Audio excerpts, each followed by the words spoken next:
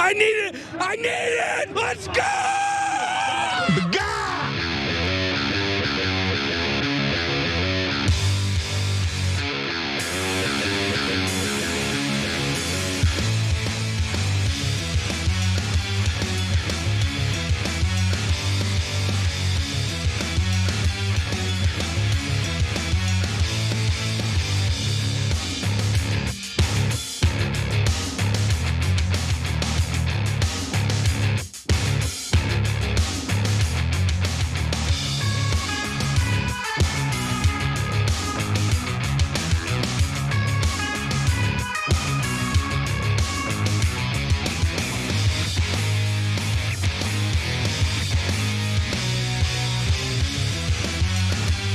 All righty, welcome to the Young Turks. Cenk Uygur, Jordan Uhl with you guys today.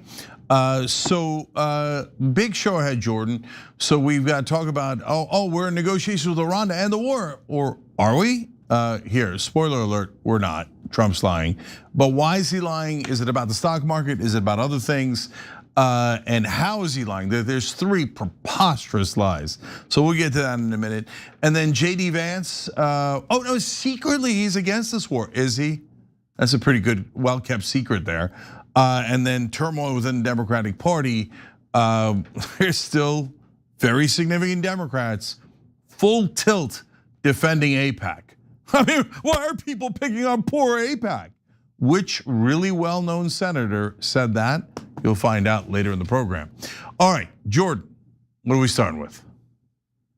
Well, President Donald Trump has backed off his threat of committing war crimes in Iran. Now he's claiming that the negotiations are going swimmingly. However, the Iranians are stating that no talks have even taken place. And we've got more, but Cenk, who do you believe here? Yeah, I don't believe Trump 1%, and there's excellent reasons behind it. He's gonna do three preposterous lies here that Jordan's gonna tell you in a second. So already you know who's not telling the truth. The Iranians are very adamant in a way that you will see that they are actually not interested in a ceasefire at all. And then later we'll get into why is Trump even doing this? What's motivating him to tell this outrageous lie or series of lies? Go ahead, Jordan. On Saturday afternoon, Trump wrote the following on Truth Social. If Iran doesn't fully open without threat the Strait of Hormuz within 48 hours from this exact point in time, the United States of America will hit and obliterate their various power plants, starting with the biggest one first. Thank you for your attention to this matter, and he signs his name. According to the Council on Foreign Relations, that is considered a war crime. Iran did not comply with Trump's demand. This morning, Trump stated, I am pleased to report that the United States of America and the country of Iran have had over the last 2 days very good and productive conversations regarding a complete and total resolution of our hostilities in the Middle East. I have instructed the Department of War to postpone any and all military strikes against Iranian power plants and energy infrastructure for a 5-day period, subject to the success of the ongoing meetings and discussions. Now, the Jerusalem Post reported that according to an anonymous source, the Trump administration was negotiating with Iran's parliamentary speaker. But that individual came out and denied the report. Writing here, Iranian people demand complete and remorseful punishment of the aggressors. All Iranian officials stand firmly behind their supreme leader and people until this goal is achieved. No negotiations have been held with the US, and fake news is used to manipulate the financial and oil markets and escape the quagmire in which the US and Israel are trapped. And we'll have more on allegations of market manipulation in the next story. In the meantime, let's talk about the other absurd claims that Trump is making.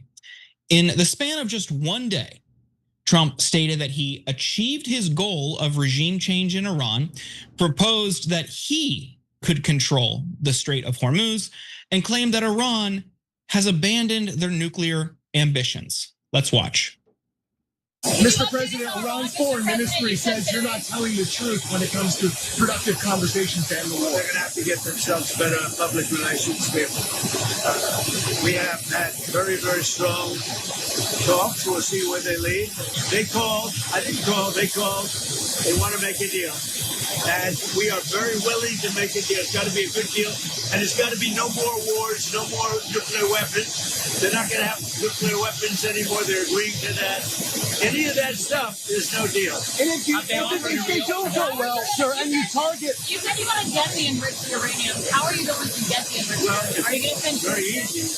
If we have a deal with them, we're going down and we'll take it ourselves. They're not going to have a nuclear weapon. That's number one.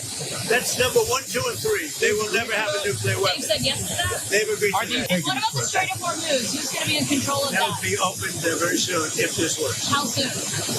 And who's in control of it? Will Iran still be able to control the flow of oil? Be jointly controlled. By who? Maybe me. The president went on to say or insist that this is regime change because it's totally different people that were involved in the last regime. I would imagine some of the people are the same. Just utter disbelief from a relatively objective observer there. But according to a Drop Site News contributor, Steve Witkoff and Jared Kushner are in Islamabad for talks with Iranian officials. That's according to their sources. And they add, I don't mean to imply here that the Iranians are talking with them. If my sources are correct, then it looks like these two have parked themselves in Islamabad, waiting for someone from the other side to take the bait. So, Cenk, are they just sitting around in a hotel hoping someone shows up to negotiate? That is actually possible, yeah. So, look, well, let's talk about what we know and what we don't know, right? So, first, there's 3 major lies here that you alluded to. Let's explain this. US is currently negotiating with Iran, Trump says. Well, not only are the Iranians denying that in every way, but Trump's team and Israel seem to imply that he was negotiating with that guy from the parliament that Jordan read you the tweet from.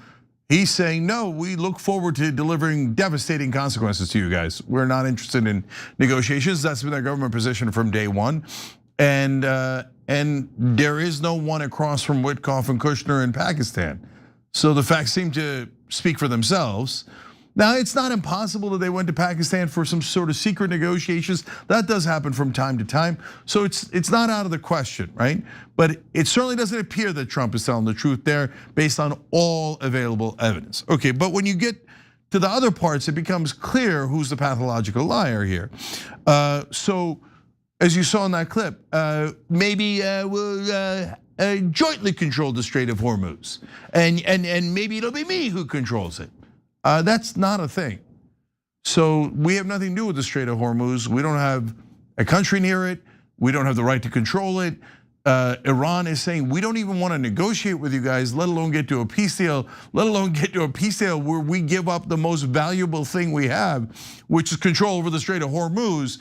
This is all fantasy land, 100% made up by Donald Trump's mind, and then let alone, Iran, which is super pissed and has a strategy for this war to extend further, and we'll tell you why in a little bit, is suddenly gonna give up that strategy and go, you know what? We got a great person to lead the Strait of Hormuz, it's Donald Trump. Like if you believe that, you will believe literally anything, right? That isn't within a billion planets of true. So then, Iran has decided to give up all of its nuclear, really?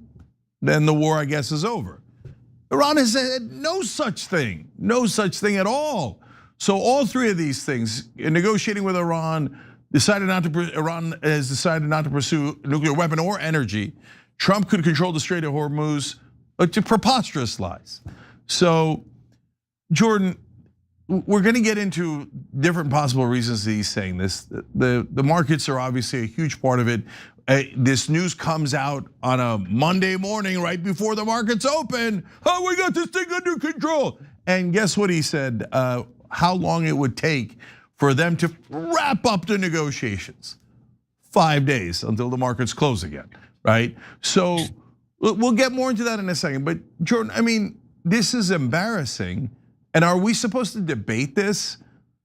Or like, what do we do with this? Like, I'm sure I'm gonna be forced into a debate on it. I'm gonna go on Piers Morgan or somewhere else, and they're gonna say, okay, is it possible, like I'm gonna have to try to prove that no, the Iranians didn't secretly say Trump should have the Strait of Hormuz, right? So like, what do we do when our president is not attached to reality? And is it because it's embarrassing? Is it the markets, or are his advisors telling him things that aren't true and he's too stupid to realize it?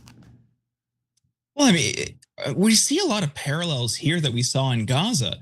Any attempt at diplomacy was undermined, especially there, by Israel. And we're seeing the same thing happen here. I mean, they're bragging about the number of people in Iranian leadership that they have killed. I mean, I wouldn't be surprised if we saw a similar pattern of, oh, talks are progressing. Suddenly Israel swoops in and kills the negotiating officials. I mean, I don't think we reach a diplomatic conclusion, especially in such a short time frame, when you have, I mean, right before we went live, Netanyahu put out a statement in Hebrew, a video, saying they're pressing on. So it's two totally different messages, but we know who's really calling the shots. It's Netanyahu. And he's not gonna just take orders from Trump. He might, publicly grant deference to Trump, but no, they do their own thing. We saw it in Gaza. Any attempt at a ceasefire deal was undermined by them deliberately. We'll see the same thing here. But yeah, we'll get into it in a more substantive fashion later on in the show, but it's very clear he's saying one thing when the markets are closed and another when they're open. It's baffling to me that traders and people on Wall Street are kind of seems like they're believing him, or at least acting like there's some substance to his markets open language. It just seems totally transparent what he's doing here. Yeah, so look, that one's the easy explanation. People on Wall Street are way, way dumber than people realize. That is why the market keeps crashing. It crashed 2000, 2008. It's about to crash now. Why? Because the idiots in Wall Street are always like, oh, everyone's buying, buy. Everybody's selling, sell. They're utter morons, lemmings. They just happen to be in finance. That's where the money is. And our media kisses their ass like they're some sort of masters of the universe. No, to believe Donald Trump on this shows by definition you are not bright, okay? And am I saying that about almost all of Wall Street? Hell yeah, I am. That's right. They are not masters of the universe.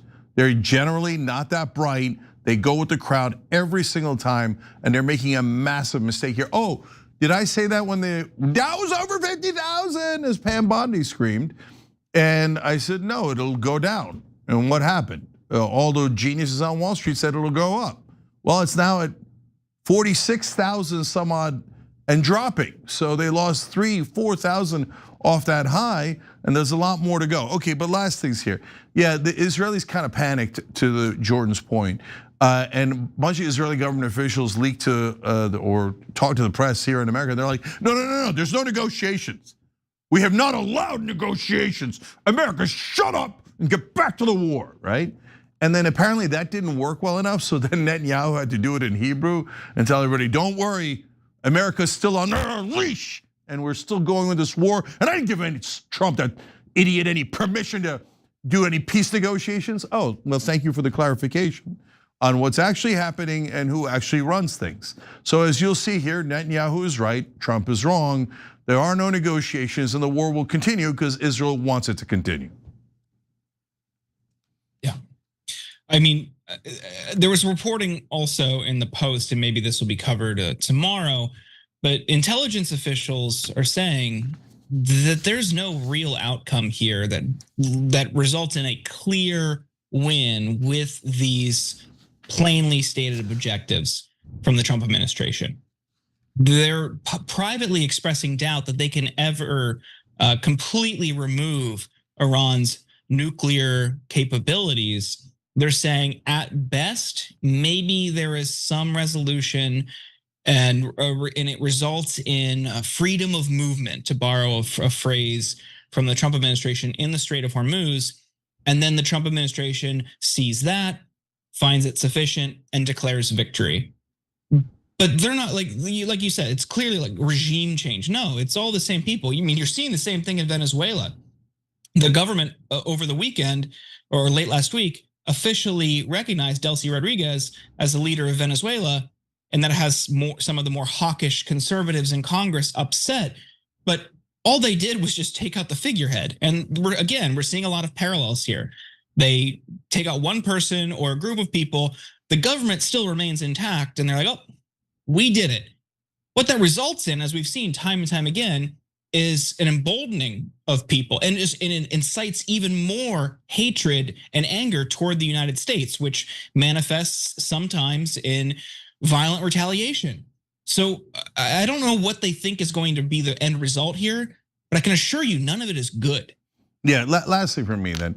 So look, Israel made the goals purposely impossible so that you could never end the war. So this is the same thing they did with Gaza. They have to all surrender. They have to return all the hostages, including all the dead hostages that Israel bombed and buried into the ground. But okay, somehow they miraculously did all that. Now they have to give up all their weapons. How do we know when all their weapons are gone? We can't ever know. That said, the war is permanent, right? So in Iran, they set up impossible goals that we have to get every single piece of enriched uranium out of Iran. How do we know when we've gotten all the enriched uranium out? Then they tried this absurd goal of we have to get rid of all their roadside bombs. What roadside bombs? There's not even any ground troops yet. What are you talking about? So they make it purposely impossible so that the war is endless. Now, Donald Trump, being an absolute schmuck plus indebted to the Israelis for a number of reasons, went along with that. But since he's so infinitely stupid, what he doesn't understand is, yeah, but brother, when you state the impossible goals and you have to leave, it's gonna look like you lost. And the Israelis are gonna dangle that over your head. Oh yeah, if you leave now, we're gonna have Mark Levin and Jake Tapper and everyone, Axios, and everyone say, loser, weak, couldn't accomplish the goals. Oh, you're a weakling, you better stay in there longer. You better put in ground troops. So that's the game that's being played. And Trump is either a willing participant in that for a number of reasons, or the very useful idiot. And look, if you want to know a constructive answer for how to get out, it's super easy. We make a deal with Iran, don't attack us, don't attack any of our allies in the Gulf, open up the Strait of Hormuz, you're free to go on about your business. You deal with Israel any way you like, Israel deals with you any way they like, not our war, not our problem. Hey, we opened up the Strait of Hormuz, we're back in business, let's go home, okay? Easy peasy. The only people who don't want that are the warmongers in Israel who think America haven't paid a big enough price yet for them to destroy their neighbors. Let's get into our next story on market manipulation here, starting with this. The concern is that Donald Trump is trying to protect the markets. In the meantime, this is all misdirection. It's not just about the markets. It's that the US is gearing up for major escalation in Iran. Maybe not. Trump has consistently said, no, we're gonna wind things down. In the meantime, the actions have spoken much louder. All right, so what is actually driving Donald Trump? Is it the markets? Is it a delay to get further into this war as the ground troops are on their way, as Tim Pool references there? Is it because Donald Trump actually wants to create more excuses to stay in the war? Israel isn't done yet. There's so many possibilities here, but the markets seem like an overwhelming part of the reason. Let's show you the evidence. Jordan, tell us about it. Well, today, Tim Pool argued that President Donald Trump is lying about talks in Iran in order to juice the stock market. Over the weekend, while the market was closed, Trump stated that the US was prepared to strike Iran's power plants. This morning, before the market opened, Trump claimed that the US and Iran had begun negotiations, so those strikes were called off. To give you an idea of what that announcement did to the stock market, at 7:04 a.m. Eastern today, Trump said the US and Iran have had productive discussions to end the war. By 7:10, the S&P 500 surged 240 points, adding $2 trillion in market cap. 27 minutes later, Iran completely denied all of Trump's claims and said there has been no contact with the US. By 8 a.m., the S&P 500 had fallen 120 points, erasing $1 trillion in market cap. That's a $3 trillion swing in 56 minutes, just in the S&P 500. With that, here's more from Tim Pool. Now, I got to tell you, my friends, if you had information pertaining to Trump's announcement, you just got rich.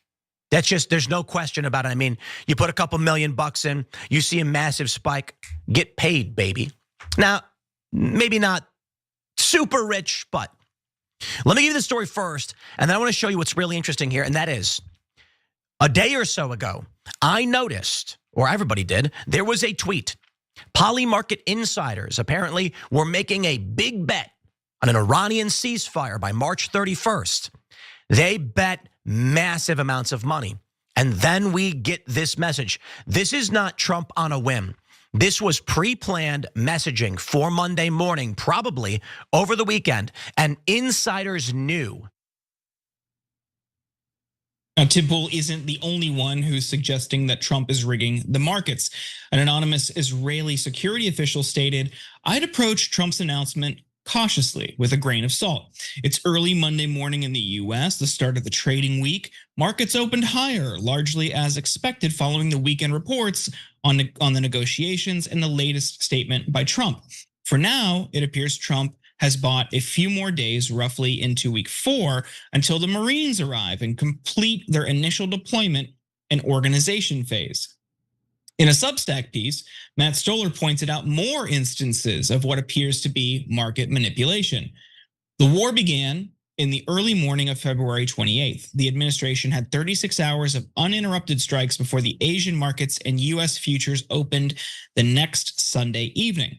On Monday, March 9th, Trump said the war would end very soon and that they were ahead of schedule. The S&P was down on the day when he made these comments. It immediately jumped to a gain. Last Monday, on March 16th, Scott Bessent went on to the morning show Squawk Box before the markets opened and claimed that more oil is flowing through the Strait of Hormuz. Again, the markets jumped and oil fell. Cenk, what a clear scam. What do you make of this? Yeah, so I think that it's multifaceted. Is it about the markets? Indisputably, because he's doing all this timed exactly to the markets. Matt Stoller's right about it, but really anyone with eyes can tell, right? So as soon as the markets close on Friday, they deliver all the bad news and they do the huffing and the puffing and the threatening. And right before the markets open, they're like, oh, no, everything's fine. We're about to have a peace deal any second now, right? And so people know this about Trump in the markets when it comes to tariffs, and they call it taco, right? Trump always chickens out. And so I don't know if the traders in Wall Street are too ignorant to understand how impossible it is to quote unquote win this war based on the goals that Donald Trump has suggested, taking out all the enriched uranium in Iran. We would need a massive amount of ground troops. There's almost no way to find it, etc. We're reopening the Strait of Hormuz, but that actually was not even in the goals initially because the strait was open before we needlessly attacked, right?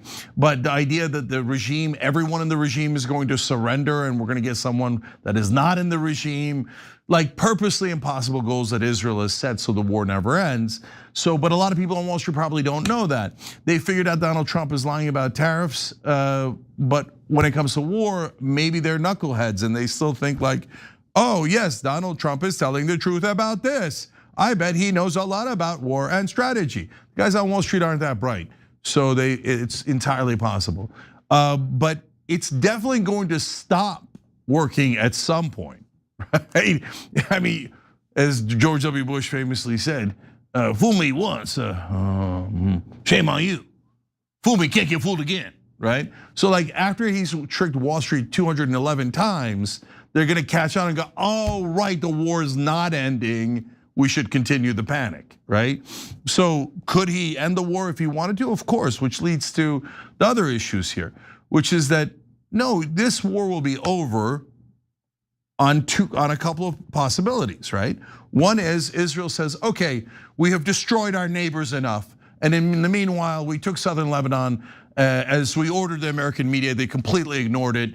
As we ordered the American politicians, distract everyone, go kill a bunch of Americans in Iran, destroy that country so that we have no opponents in our regional superpower goals, let alone, as Netanyahu said, global superpower. So do all of that, and then we will give America permission to leave the war.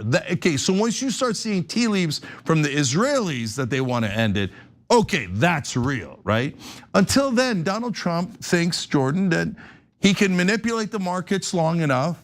He doesn't know when the war is going to end. He's waiting for his orders from Netanyahu.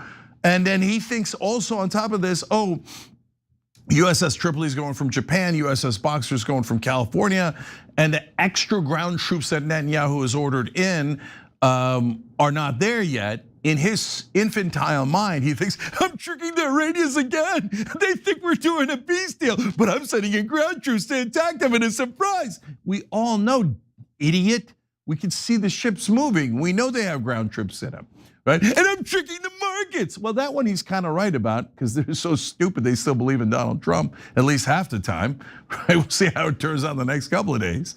So he thinks he's checking off a bunch of boxes with these moronic lies. But Jordan, as you know, reality has a way of catching up with you.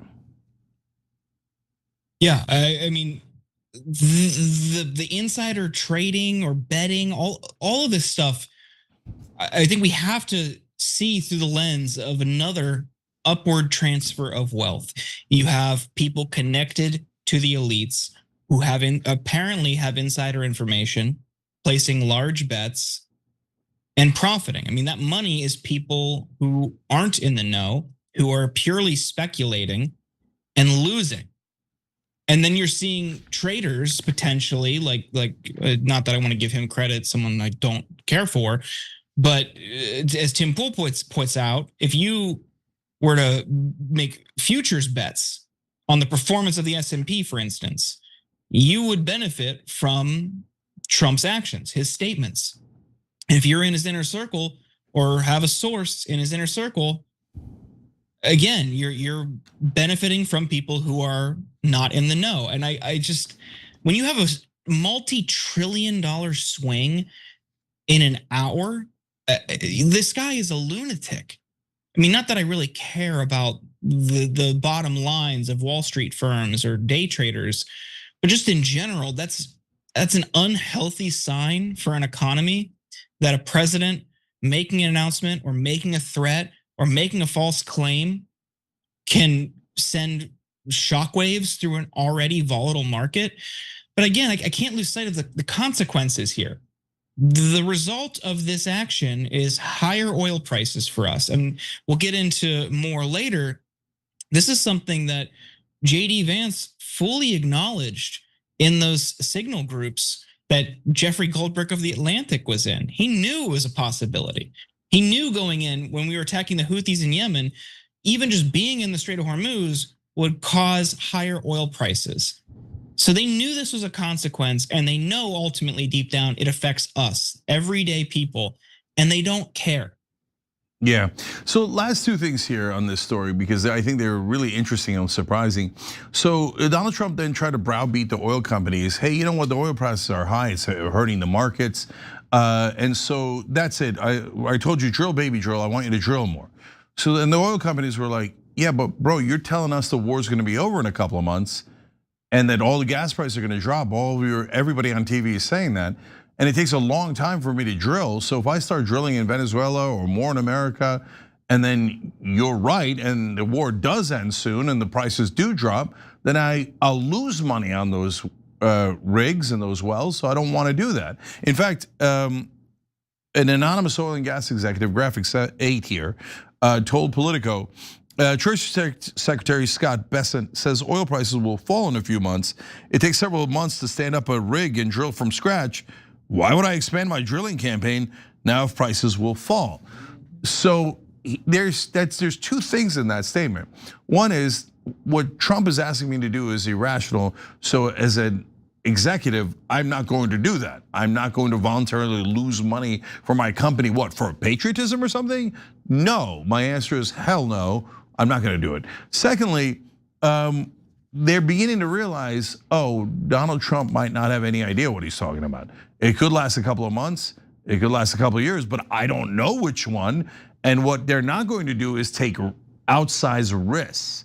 So that is a giant part of the business community, is knowing how to contain your risk. By the way, did you guys know after all that drill baby drill, there's actually 39 less wells this year than there were last year in America?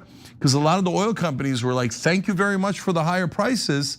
We don't want prices falling, so we don't want to drill more because that'll create more supply and have the prices fall.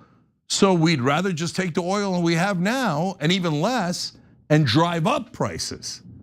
So that's what's actually going on the ground. But wait, Jordan, this happened right before the show started too. Trita Parsi, who's been excellent in covering Iran war so far, had this amazing post on X about how Iran is profiting from this war incredibly, and that's why they also don't want to stop. Let me break it down for you guys here, or let me let Trita break it down for you. He says, Energy Industry Insider in Iran tells me the following, and it is stunning. Before the war, Iran produced just shy of 1.1 million barrels of oil per day and sold it at $65 per barrel minus $18 discount, so that's $47. Today it produces 1.5 million barrels a day, so 400,000 more, and sells it at $110. So that's a hell of a lot more than 65, with only $2 to $4 discount. And this does not include petrochemical sales that not only have increased, but are now being sold to a larger set of customers compared to before the war. Moreover, Iran is receiving payments through new mechanisms that bypass the UAE, which were set up after the June war. In essence, this is really important to understand. Trump and Israel's war has ended up delivering Iran de facto sanctions relief. This means that Iran is all the less incentivized to end the war unless the agreement provides Iran with formal sanctions relief. So for the folks who don't know it, I just want to flesh it out just a little bit more before I hand it back to Jordan. So guys, we had these deep sanctions and oil prices were a little bit lower. So Iran is having a lot of trouble making enough money. But now, because oil prices are so much higher and they don't have to worry about the sanctions, this is the amazing part. Because we were so panicked about oil prices that Trump was like, yeah, let Iran sell a lot of their oil. And the Russians, they could sell the sanctioned oil on the seas as well. So Iran's like, wait, now the sanctions are basically de facto off of us. We make so much more money from the oil. What are you, nuts? I don't want this war to end. Iran's getting richer, not poorer. They blocked the Strait of Hormuz. They're in control of the battlefield in a shocking way because of that. They're doing damage to Israel. They don't want anyone to attack them again. So now they've lined up so many incentives to not stop this war. I'm not sure you could bungle it any worse than this, Jordan. I mean, the Trump administration could always make things worse. Like, there's always a way. Like we can never rule that out. But not to scare people even more, the Texas Tribune did a story today about how Corpus Christi, which refines about 5% of the nation's oil, is potentially going to be facing a water shortage within the next 2 months, which would impact output there, which would even further strain the oil supply, driving up the prices across the board, and especially jet fuel, diesel, which makes the cost of goods higher because of transport, which makes it harder for people to travel. I mean, you could basically say goodbye to summer vacation for a lot of people thanks to the Trump administration. I mean, the thing is, they ran on gas and groceries, and those are higher. And they're getting even higher now. After the first year saying, be patient, we have a plan. After their tariff policy made everything more expensive, now their war is adding another level to this component. I mean, I would be shocked if it's not a complete and total bloodbath come November. Yeah, so super last thing. Guys, Trump is promising to hit Iran's oil, energy, and electric grids. So then Iran then threatened to hit our Gulf country allies' oil fields, gas fields, and electric grids. Do you know what happens to the price of oil when that happens? I don't think we've ever seen it in our lifetimes. We warned you about $100 per barrel. Then at $120, it looked like it might be, as some analysts were saying, total economic destruction. At one point, we reached $119 per barrel. Now I saw an analyst today talking about if they destroy each other's oil fields, we're talking about oil at $250 to $300 a barrel. That is worldwide pulverizing of the entire global economy. So we're on the brink here of utter madness, brought to you by Donald Trump and Benjamin Netanyahu. And this is before the ground troops, and the ground troops are on their way. It's disaster on top of disaster. Yes, the only positive silver lining you can gain out of this is that Trump and his allies will be utterly routed in November. I mean, they will live in shame for as long as anyone can remember after this. The only way that Trump could possibly get out of this is just cut his losses right now and say, hey, Israel, it's your problem, and utterly leave the battlefield. And go, hey, we reopened up the Strait of Hormuz, we made a deal with Iran, we're out of here. If he doesn't do that, these dominoes that Jordan and I are talking about are pretty much inevitable. So everybody buckle up and brace for impact. All right, we got to take a break here. When we come back, well, here comes the ground troops. All right, right back. We'll just keep bombing our little hearts out. Shut up, boo.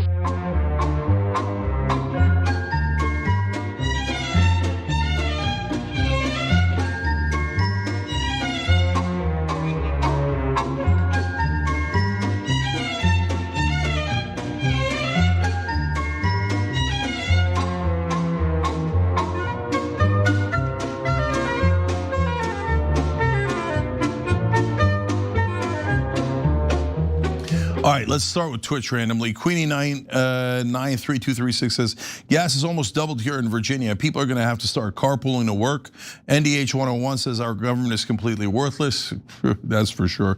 Microgram says, the insiders did the same thing betting on Venezuela attack. A few new accounts with little to no history made 6 figures profits. So now we go to our members on TYT.com. Little Mac McGee says, Iran won't take that deal, Cenk, the one I'm talking about where we leave and basically say, open up the Strait of Hormuz, stop attacking our allies other than Israel. And he's saying Iran won't even take that. Iran's not just gonna let us walk away. Now you add to that deal that we will cease any and all aid to Israel, then Iran might take it. That would be amazing. And man, would I do that deal in a second flat. And I'd love to see the Israeli supporters cry about, oh, but we're owed money. We're owed by America. No, we're not owed. We don't owe you a goddamn thing. Peter ZZZ says Iran will never change its position on Israel. They see it as an illegal occupation, so do all the Arab countries behind closed doors. So how does that perception ever change? Well, brothers, this is super simple. Make a peace deal with the Palestinians and the occupation. But Israel doesn't want to do that. They want to murder them and take their land. So as long as we have a murderous fascist regime in Israel, the wars will never end. Never end. Israel has to want peace, and they don't. Right now, they want fascism and terrorism, so that's what we're living under. We'll be back. We'll just keep bombing our little hearts out. Shut up, boo.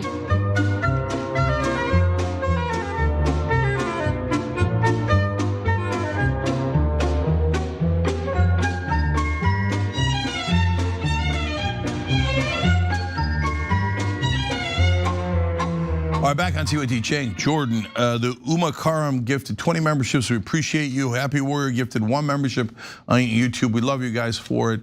Forgot to tell you, we have a poll up on TYT.com. Who do you believe, Iran or Trump, on whether we're negotiating or not?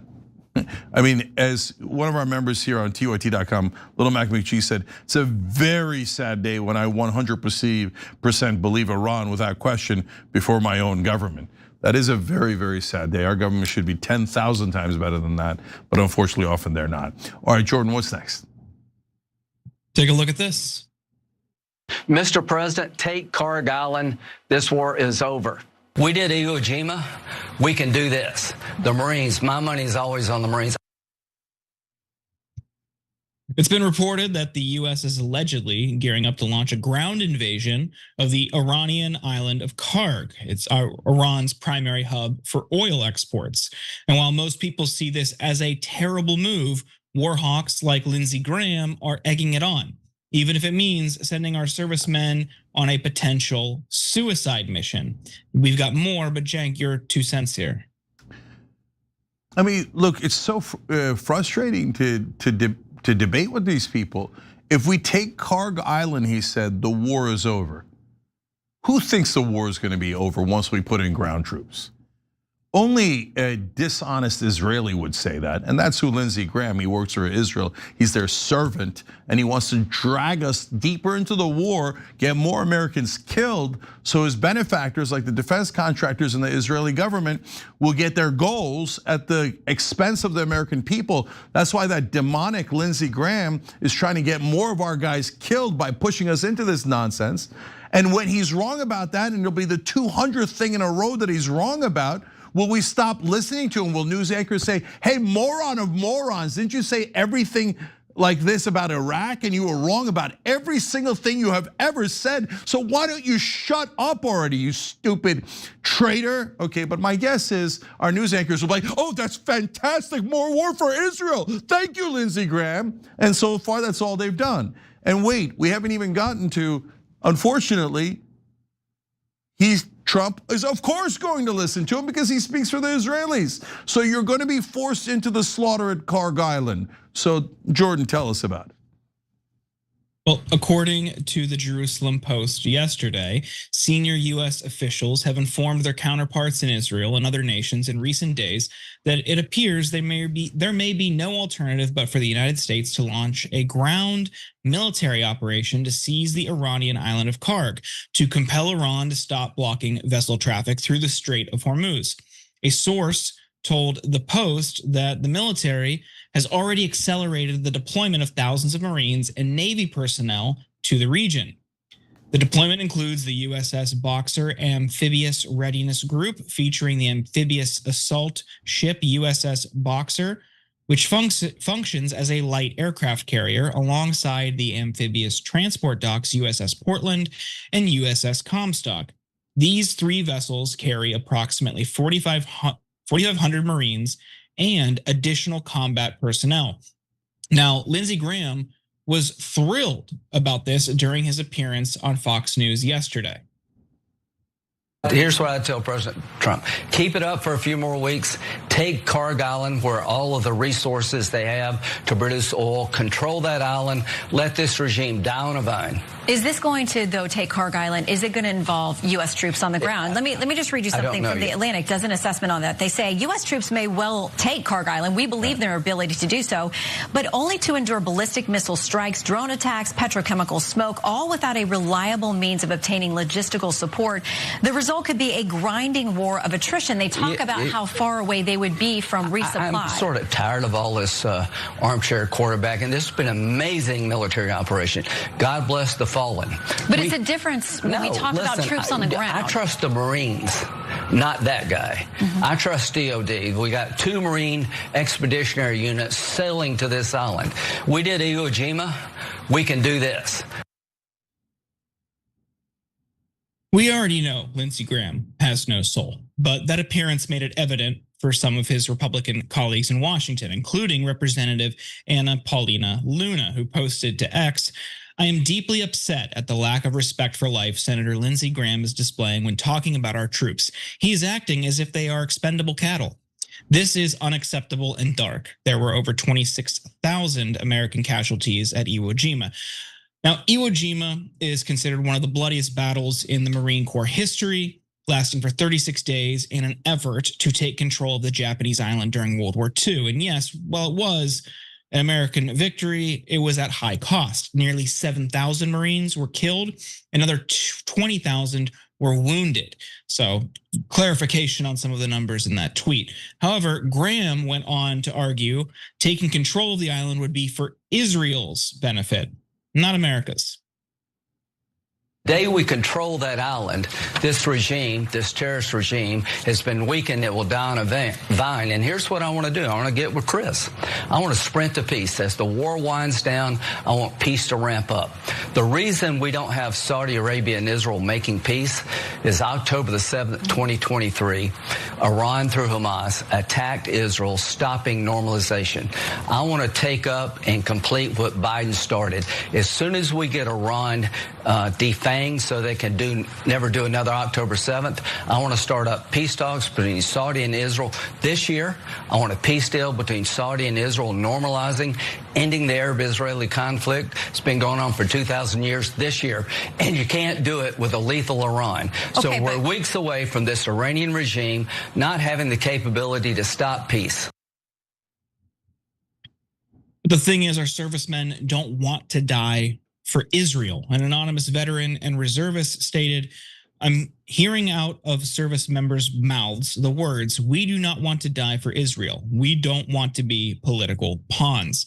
HuffPost spoke to several active duty soldiers, reservists, and advocacy groups, and they're reporting, quote, "vulnerability, overwhelming stress, frustration, and disillusionment to the degree that they may leave the military."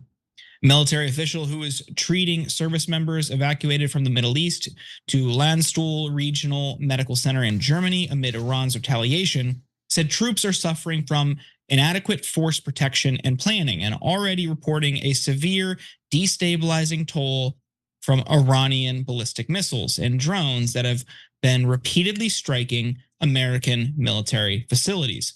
They added, "A ground operation would be an absolute disaster.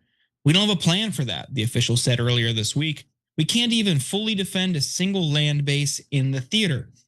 There's currently 1.3 million military personnel in the United States, and while there's no indication of a mass exodus, troops are looking at other options, including filing to be a conscientious objector, someone who refuses to serve in the armed forces due to moral or religious beliefs. Mike Preisner, the executive director of the Center on Conscience and War, said his group would, in past years, hear from between 50 and 80 troops annually. The month of March has seen a 1,000% increase, he added, saying at least one new service member now contacts the organization daily. On Friday, he wrote on X that his group is handling expedited objector applications by Army, Navy, and Marines personnel who were told they will be deploying this weekend. Jank? Yeah, so a number of things here. Lindsey Graham starts with, I mean, we took Iwo Jima, and 26,000 Americans died, but 26,000 Americans is a small price to pay for Israel feeling a tiny bit better about being a global superpower. So, Israel has given Lindsey Graham millions of dollars. Our disgustingly dishonest press says it hasn't affected Lindsey Graham at all. Back here in the real world, we all know that Lindsey Graham works for Israel. And in fact, you don't have to take my word for it. He just told you. We showed you that video and he's like, we have to take Car Garland because that's gonna help Israel dealing with Iran's threat. And then October 7th about Israel. And then that's gonna help the Saudis make a deal with Israel. And then Israel's gonna get to not keep their occupation and annex. So Len, he didn't say that part. But we'll get to Arab-Israel peace deal. Brother, you're the senator from South Carolina, not from Tel Aviv. But he doesn't care. None of our politicians care. The Democrats don't care. The Republicans don't care. They all work for Israel. It's super obvious. What did Biden do? Oh, I am so worried about the Palestinians. Here's $21 billion. Israel, continue to slaughter them. And at American taxpayers' expense. China, we'd like to borrow 21 billion more to pay for Israel's genocide. Shut up, Americans. You're gonna pay for that. Your children are gonna pay the interest. Your grandchildren are gonna pay the interest.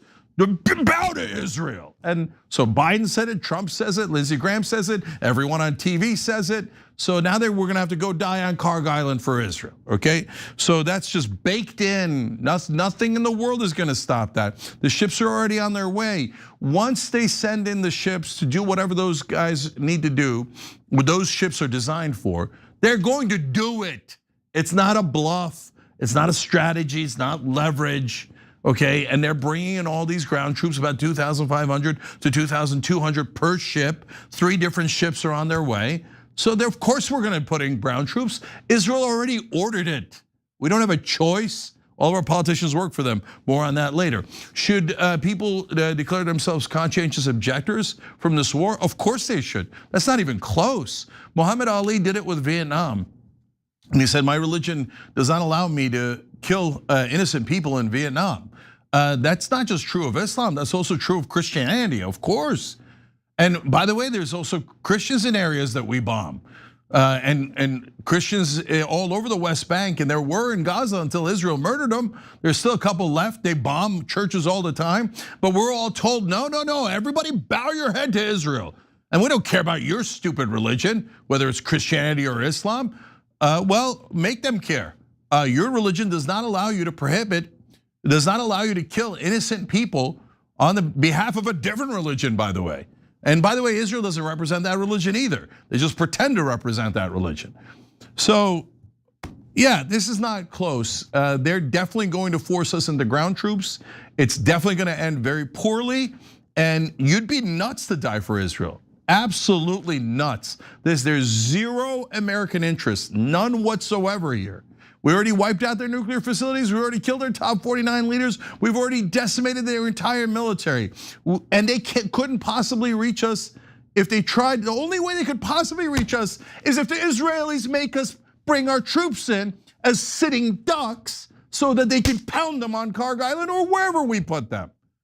So when more Americans die, it is 100% because of Israel. And don't you forget that, because if you forget it like you did in the Iraq war, oh, whoa, the media told us, oh, we've learned our lessons from Iraq. Have you? Fake weapons of mass destruction again. And we have to listen to Israel again. We have to do another war, giant war in the Middle East for no goddamn reason, again. What lesson did you learn? You didn't learn a goddamn thing. You work for Israel, man.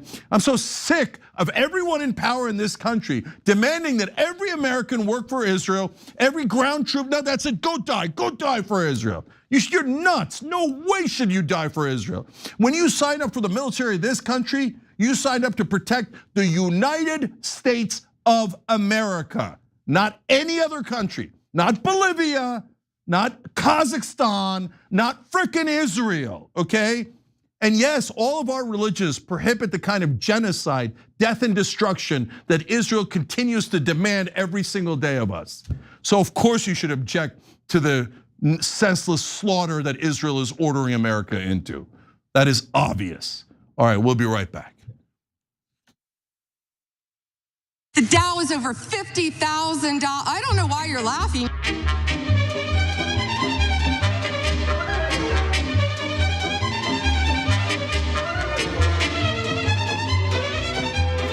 All right, guys, so one way that you can help the show is ring the bell, okay? Keep track of the show. That helps a lot, costs you nothing except 5 seconds of your life. We appreciate everybody who does that.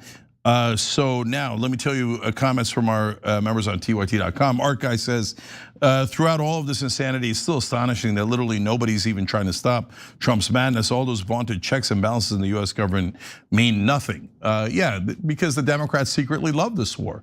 Chuck Schumer's so ecstatic. He's gonna gain more power. Plus, Israel gets the exact war that they ordered. Schumer can't believe his luck, right?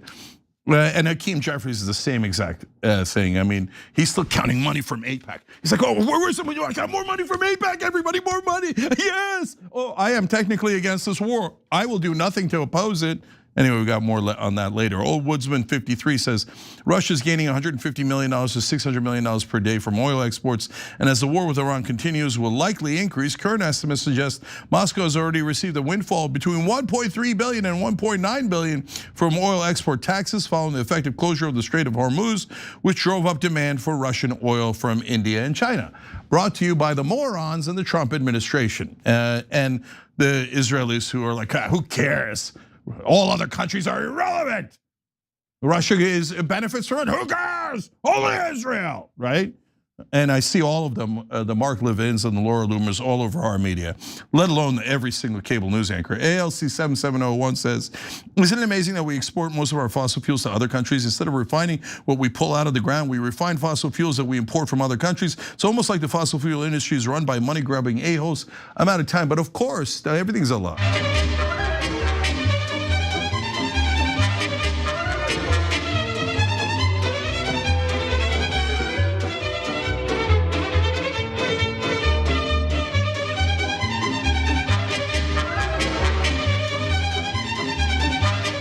All right, back on TYT, Chang and Jordan with you guys. One of our members on TYT.com during the break was making a great point about how this war is also exposing the fact that, hey, our oil companies, when they take our oil from US soil, can export it anywhere they like. It's not for America, it's not American oil. Drill, baby, drill doesn't help you, it only helps oil companies. And more and more people are finding that out. Now they should have known that from day one, except everyone in mainstream media is a liar, and they kept that incredibly important fact from the American people to help the donor class. Anyways, we on the other hand try to help you guys. So if you're starting your own business, at some point you're gonna need a shop. We have shoptyt.com. Yeah, but really, who do we use? Who do we trust? Well, that's Shopify. Shopify makes everything simpler. It makes checkout way simpler with the big purple button that they have. That really has helped us a lot. And overall, they've been wonderfully responsive to us. We wouldn't do it with anybody else. So if you're gonna set up a shop for anything that you're doing online, make sure you're using Shopify. And right now, if you sign up, you only get $1 per month trial. $1 per month trial today at shopify.com/TYT. That's shopify.com/TYT. All right, Jordan, what's next? After posturing himself as a rare conservative opposed to forever wars, JD Vance now finds himself in a pickle. He could publicly break with Trump over the war with Iran or quietly lurk in the corner. But one conservative media figure thinks that Vance should take it even further and invoke the 25th Amendment to remove Donald Trump. Jank, we've got more, but do you think that's even possible? Do you think that'll happen? So I don't think that this glass is tall enough. I need a taller glass of shut up juice for JD Vance. If he doesn't publicly say something about how deeply he objects to the Iran war right now. If he's gonna come during the election and tell us, oh, secretly I was against the war as I helped the war go further and further in, and ground troops went in and they got slaughtered. But secretly I was against it. Yeah, that crap's not gonna fly, okay? Go tell that to stupid people. But I got a lot more where that came from and why they're doing this strategy right now. Jordan, give us the facts first. Well, with all of this as a backdrop, one of Vance's advisors on the Middle East, Wissam Hassanin, just resigned. Bloomberg government reported that his exit from Vance's team on Monday. His departure comes as Operation Epic Fury enters its 4th week, and as questions loom about how enthusiastic Vance has been about the operation, with Politico reporting earlier this month that the vice president was, quote, skeptical about military strikes. That Politico report stated Vance, who has long questioned US intervention abroad, has publicly defended Trump's Iran operation. But White House officials revealed that the vice president made his opposition known in the lead up, pulling the curtain open after months of speculation about Vance being far more tepid about military action than Trump. Vance is, quote, skeptical, is, quote, worried about success, and just opposes the war on Iran, a senior Trump official said via text message. The official was granted anonymity to speak about the vice president's views. This wouldn't be the first time that Vance privately expressed doubt about Trump's foreign policy decisions. In March of 2025, when the Trump administration was attacking the Houthis in Yemen, Jeffrey Goldberg of The Atlantic was added to a signal group accidentally by now ambassador to the UN, Michael Walls. In that group chat, Vance blasted the strikes as a, quote, mistake, and added, I'm not sure the president is aware how inconsistent this is with his message on Europe right now. There's a further risk that we see a moderate to severe spike in oil prices. I'm willing to support the consensus of the team and keep these concerns to myself. But there's a strong argument for delaying this a month, doing the messaging work on why this matters, seeing where the economy is, etc. Now, as the war with Iran enters its 4th week, the co-founder of the American Conservative is publicly calling for Trump's removal from office. Scott McConnell here posted on X, "My advice to Vance, announce your support of 25th Amendment transition, say Chris Murphy or similar will be Veep. Announce you will not be a candidate in 2028. Use your position, access to the media to explain why this is necessary. Don't resign." Unsurprisingly, his followers were baffled by this suggestion, perhaps in part because he co-founded the outlet that published this piece that we covered 2 years ago, arguing that Trump should serve a 3rd term. Cenk, what do you make of this? Yeah, I have a different theory on the American Conservative. I'll do that one first real quick. Look, I don't know about them in particular in this particular writer, but I do know that the donors like stability, right? One of the reasons that Israel preferred Ron DeSantis during the primaries in this cycle, and you could tell by who AIPAC's giving money to, the Israeli lobby's giving money to in the primaries. Once Trump wins, and then they load up on him in the general election anyway to cover their bases. But guys like Ron DeSantis and Marco Rubio are more predictable.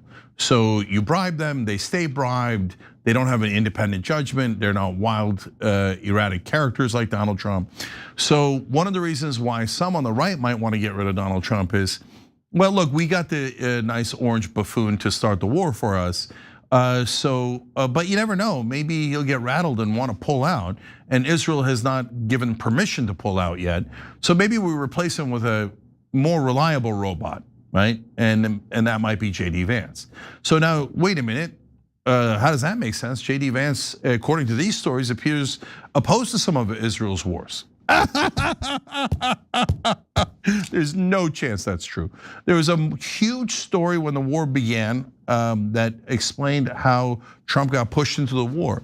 And there was a critical moment when he asked JD Vance, and JD Vance actually said to him, according to that story, go big and go fast. He talked Trump out of smaller, limited strikes against Iran and instead talked him into a full-scale war. So which one is it, JD? When he thought the war was going well, leak, leak, leak. Oh, I'm totally in favor of this war. I was the hero who said go big and fast. War's going poorly. Oh, remember, leak, leak, leak, leak. I am against the war. I am the true America first. Hold on, Benjamin, I'll get back to you in a second. Ben, come here, you crazy dog, we'll be drinking. Yes, oh, I am against the Israelis and the war. You can trust me. Well, connected source my ass. It's probably literally JD Vance, but it's calling these reporters. But it doesn't matter who it is in his office. Bottom line is he's a giant liar. He's not at all against this war. But you could tell one thing from this news story, which is the war is not going well because the rats are trying to leave the ship, Jordan. Yeah, I think that's part of it. I mean, we're gonna see some weird posturing, especially after the midterms as they start to gear up for 2028. I don't think Vance is going to be able to shake this. We saw how Gaza really plagued Harris in that election. It didn't help her that she refused to break from Biden, but like with now, like you can plainly see, it's a difficult spot to be in, and you're trying to play to both crowds. She was cowardly. Vance is cowardly. He's not going to do that either. Also because unless something happens, Trump will be around to weigh in, to throw his support behind a 2028 nominee or candidate. Maybe they go with a coronation and just try to do what folks did with Biden and just say, nope, this is our nominee. We're not having an open primary. Maybe. But if Donald Trump is still alive, he's going to want, Vance will want his endorsement. So publicly breaking with him over what will be a major piece of Trump's second term, that's just, it wouldn't help in that regard. So this will dog him and all of the allies in the kind of manosphere, independent media world that JD Vance had sought to ingratiate himself with. They're not going to be on his side. They're all opposed to this. Yeah. So last couple of things here, because we don't have to worry about any of this. So I'll tell you why in a second. But first, let's give JD Vance the benefit of the doubt for 1 second, okay? Say that he was privately against the war. Does it count if he's thinking it in his head, but never actually saying it to the president, never saying it publicly, never actually trying to stop the war? No, of course it doesn't count. Why do I care what weirdo private thoughts are in your head if you're not doing anything about it? So trying to get credit for that is super cheesy, next level cheesy. Secondly, well, if you're such a great statesman and you were so against the Iran war, then why didn't you convince Trump not to go into the war? Why don't you convince him now to leave the war? Why don't you convince him to use Israeli troops instead of our ground troops? Why don't you convince him to use Israel's $200 billion instead of our $200 billion? Oh, you're an utter failure, right? You're a complete loser who can't get a single objective accomplished as vice president. Because you can't have it both ways. There's no question, either you're a giant liar working for Israel or you're a useless hack who can't get anything done inside the White House. There is no option C. So finally, the reason why none of this matters, Jordan, is because, look, maybe I'm past my skis here and I've made these predictions before and they've come true, and so I'll do another one for you. And then people can call me crazy and then let's see how it turns out, okay? I think the first candidate who doesn't grovel to Israel wins each primary easily, okay? And if there's only one candidate who doesn't grovel to Israel, then they win the presidency super easy. If these idiots in Washington think they can still pull off the same tricks and go in there and go, oh, Israel, I love you, I'll do everything for you.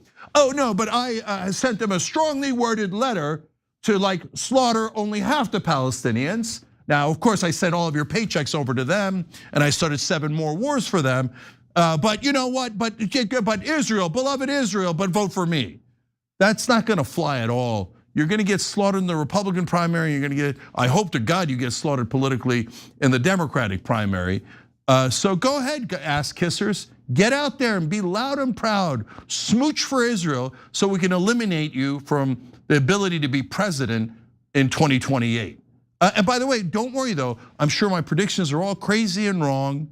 So go out there and kiss Israeli ass and ignore me and say, yeah, but Jake, you don't understand. I got millions from AIPAC, that's gonna help me win. Go ahead, do it.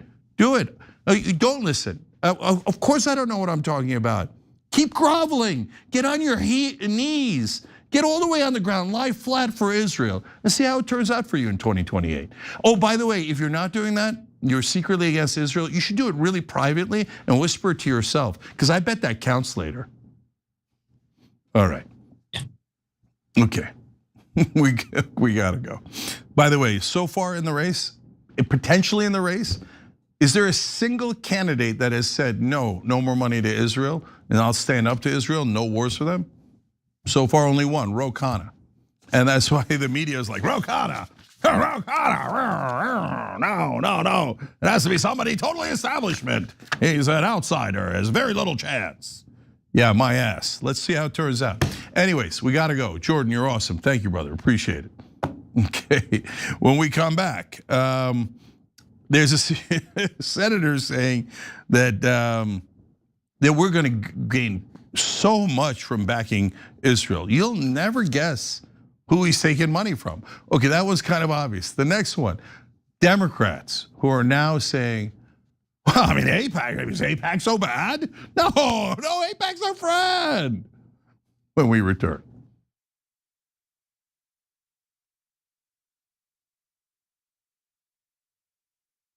Today, the Young Turks delivers 2 hours of solid, fact-based, timely news and progressive commentary on all the day's most important stories. We keep our viewers informed while also providing perspective and insight on the news we cover, so you understand not only what's happening, but also what's happening behind the scenes, the stories behind the stories. We play musical chairs and put these children in one awful detention facility to the next. That's what's happening at the border. The things that got him banned, he's still spreading. So presumably, I think it's reasonable to say that if you allow him back on the website, he's going to do it again. Any legal voter that we deem not willing to vote for my side shouldn't vote because it'll replace me that's supposed to vote for my side. That's not how voting works. That's not how democracy works. And while many people following today's political news can get discouraged about the direction of the nation and the world, that's not us. At TYT, we're genuinely optimistic about the future, and with good reason.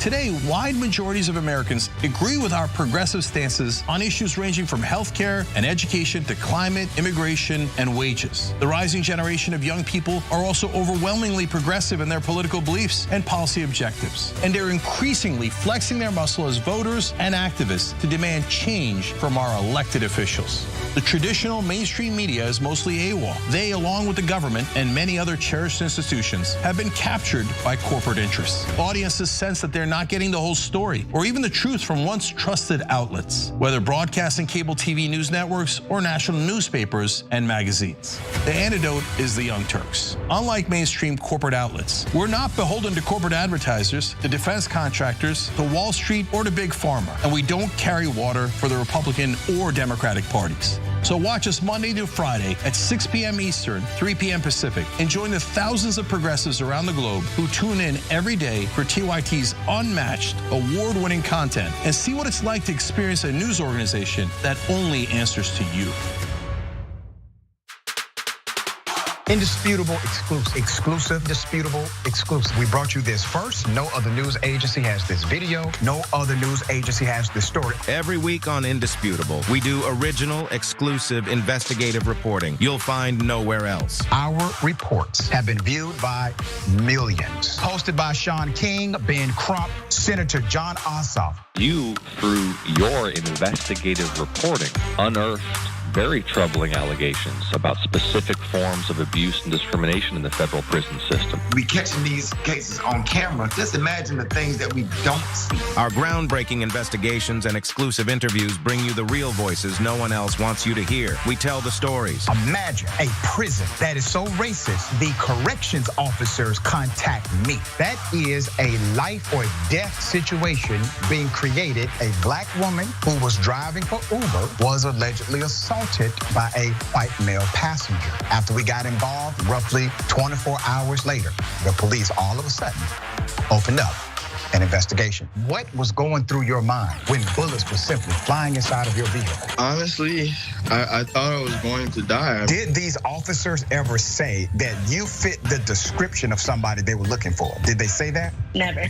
Okay, that means they lied. And we want you to be part of our truth-telling movement. Send pictures and video of stories no one else is telling and a 1 or 2 paragraph summary of the story to Indisputable's exclusive tip line at indvideos@tyt.com. If you have more information about what's happening at this particular facility, please let me know. Together, we're challenging the system, and together, we're making a difference. I have the entire background to this story, and it is going to make your blood boil. Indisputable with Dr. Rashad Ritchie, unveiling the truth, empowering the people. Weekdays at 2:30 p.m. Eastern, 11:30 a.m. Pacific. Have you been drinking anything today? No, I hadn't drank in 3 years. Good for you. Congratulations. Yeah.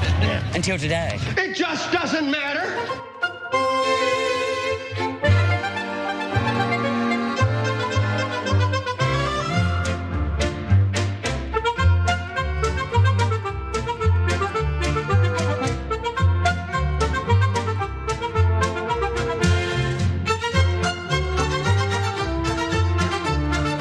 All right, back on TYT, Jake Uger, Shat Reed with you guys. All right, so we got a huge hour coming up for you.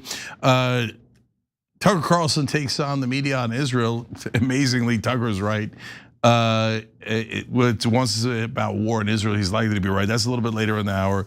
Democrats selling out to Israel, of course, a little bit later in the hour. But Sharon, what do we have first? We'll begin with no confidence, Cenk.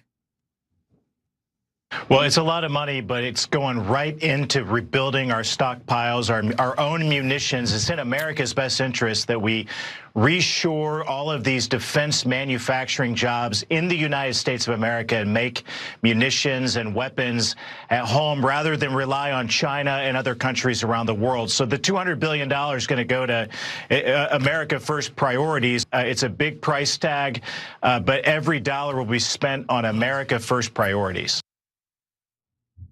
We'll see about that. That was Indiana Senator Jim Banks claiming that Trump's request for $200 billion for the Iran war will go towards America First priorities. So that statement, we should tell you, is true. It's true if you believe that fighting a war on behalf of Israel is an America First priority.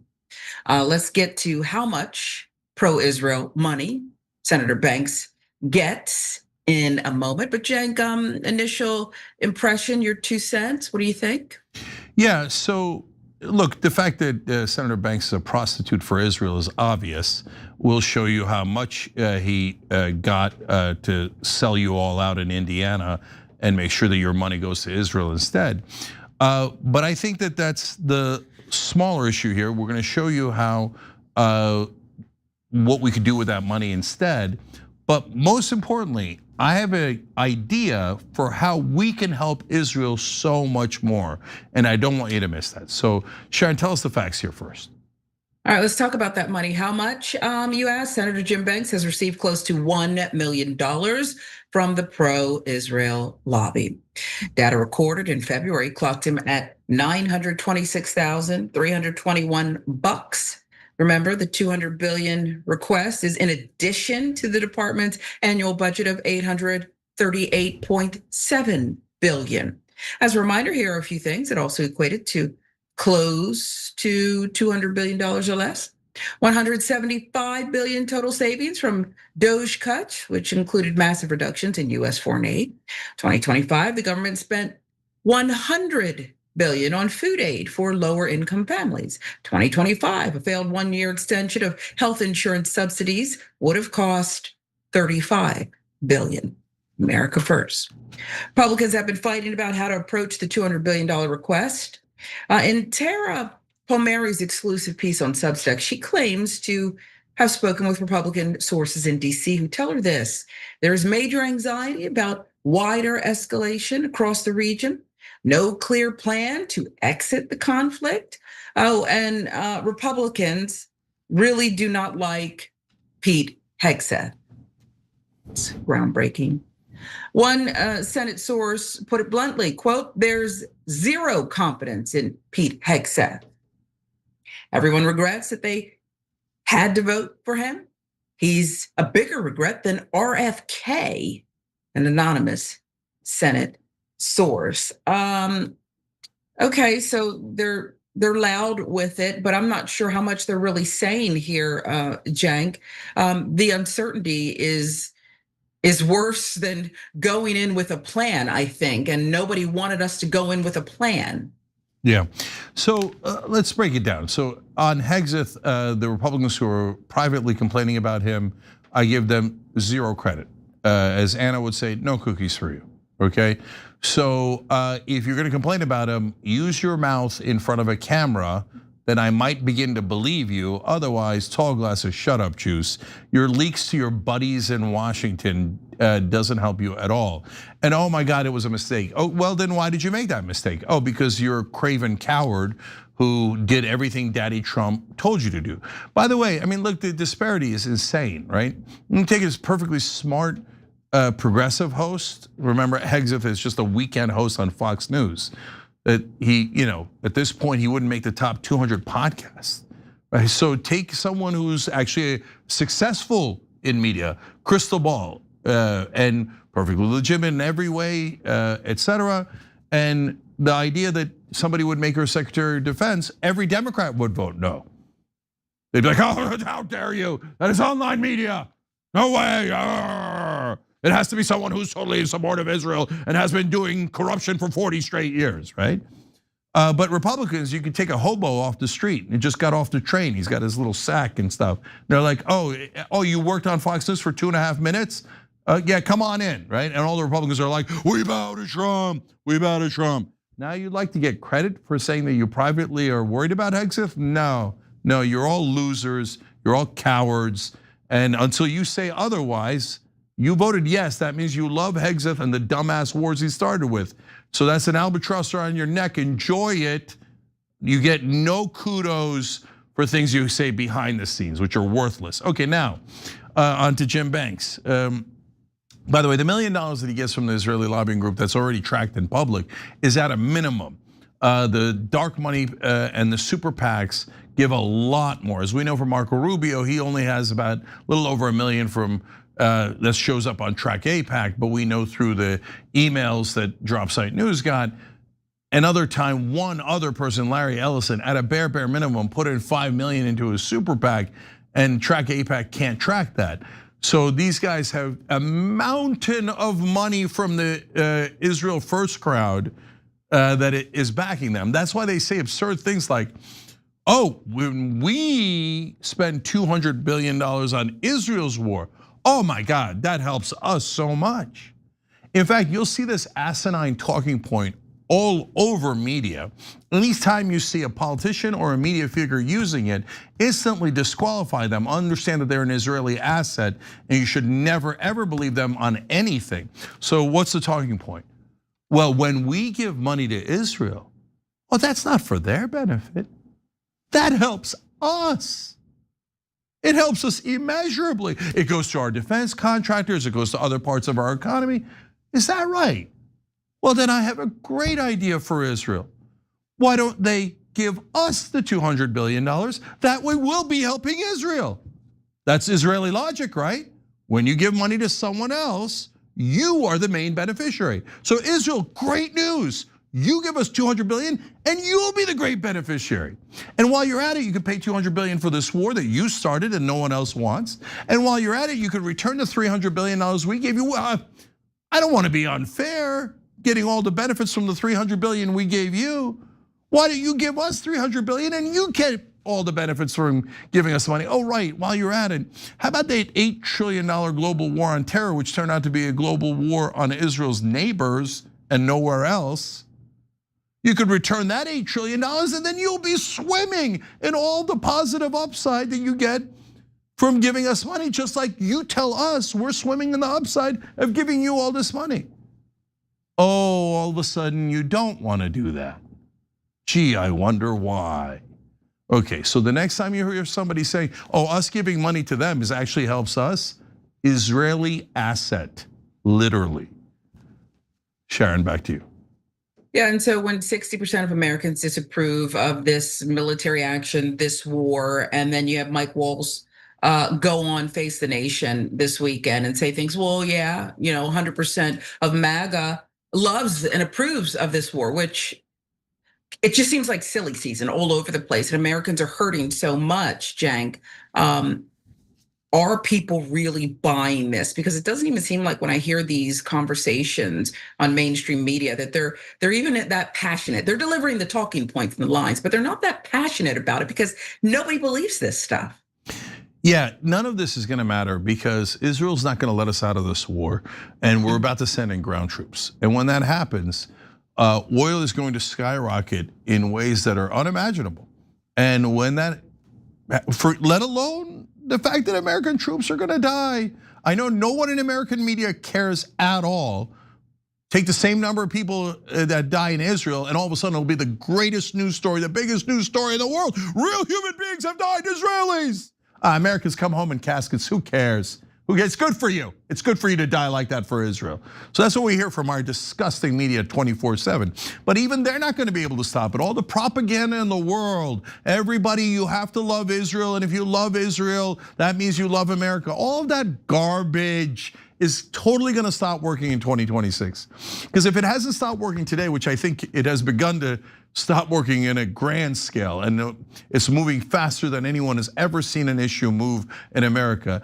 Only 13% of Democrats have a positive view of Israel, and the Republicans are headed in the same direction at enormous speed, right?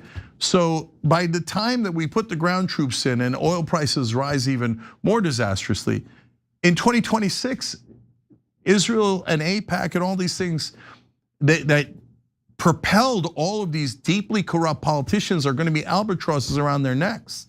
And they're gonna be wearing it like, it's something that's going to be like a scarlet letter, basically.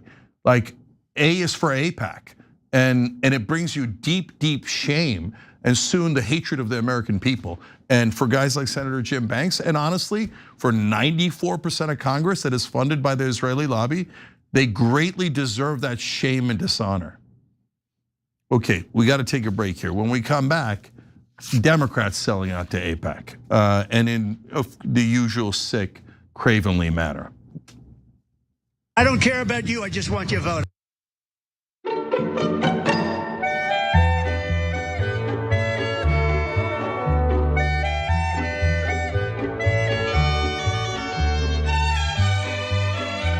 Hey guys, don't forget our podcasting network. Check that out wherever you get your podcasts, and help us out with ringing the bell or tell us about yourself.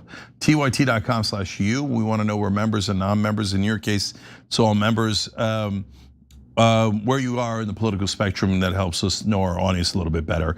And obviously, don't forget Shopify. Really, if you're setting up your own website, we've already dealt with all the pain of all the other shops. Trust us that Shopify is the right way to go. That's what we use. So shopify.com/TYT, and it's only $1 per month trial today. So shopify.com/TYT. Okay, let's go to more member comments. I can't keep up with all these. Let's go to Sam Show 20 on Twitch. Cenk, it's my 44th birthday and my 55th month subscription anniversary. I have a question, sorry if you've answered it before. Do you think we would be in this war if Biden or Kamala had been elected? First of all, Sam, happy birthday, brother, and thank you for being a member all that time. And number two is no, as craven as Biden and Kamala Harris are, they would have given Israel infinite amount of money. They would have done everything that Israel ordered except this war. This war is too stupid, and other Democratic, poobahs would have said, no, this will actually hurt Israel, not help Israel, and they would have found a way around it, right? And that would have been the wiser way to go.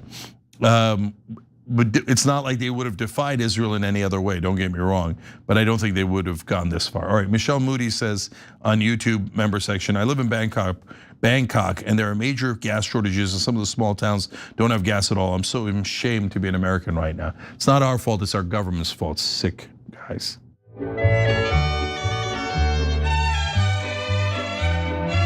I picked those drapes in my first term. I just saved curtains.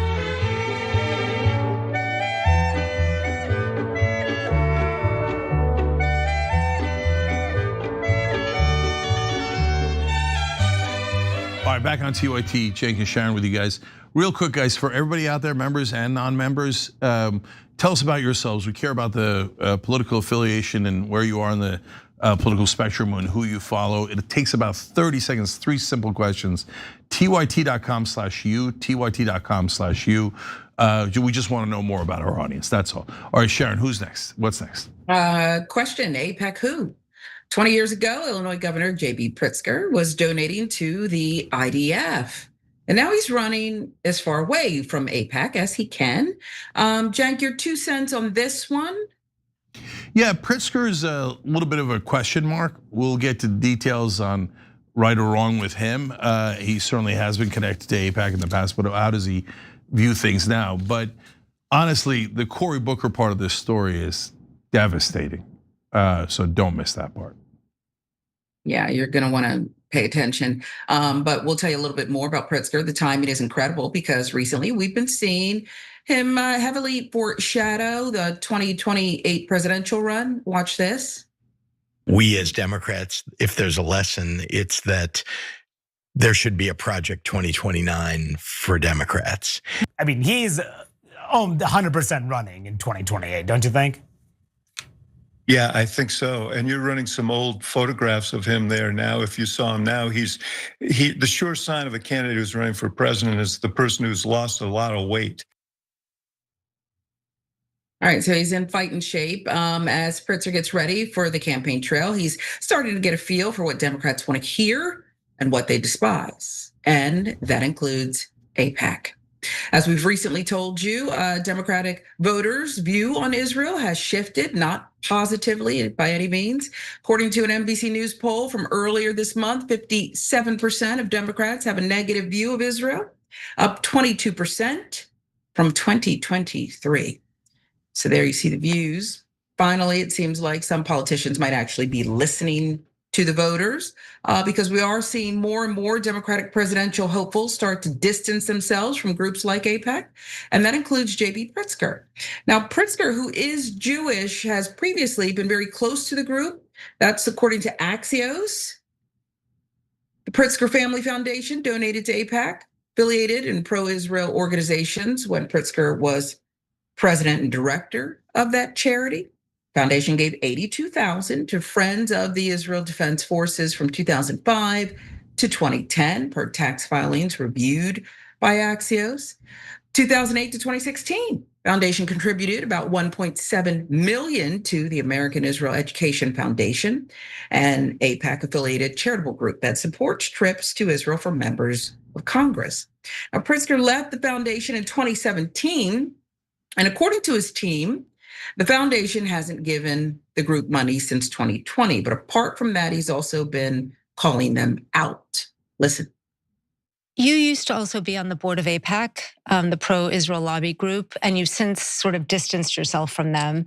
And last August, you also endorsed a Senate effort to block US arms sales to Israel. You said it sends the right kind of message. And it made me wonder if you're undergoing a sort of personal evolution on this issue. Well, I abandoned AIPAC more than a dozen years ago. It was an organization that had at one time been a bipartisan in nature and really all about preserving a strong relationship between the United States and Israel.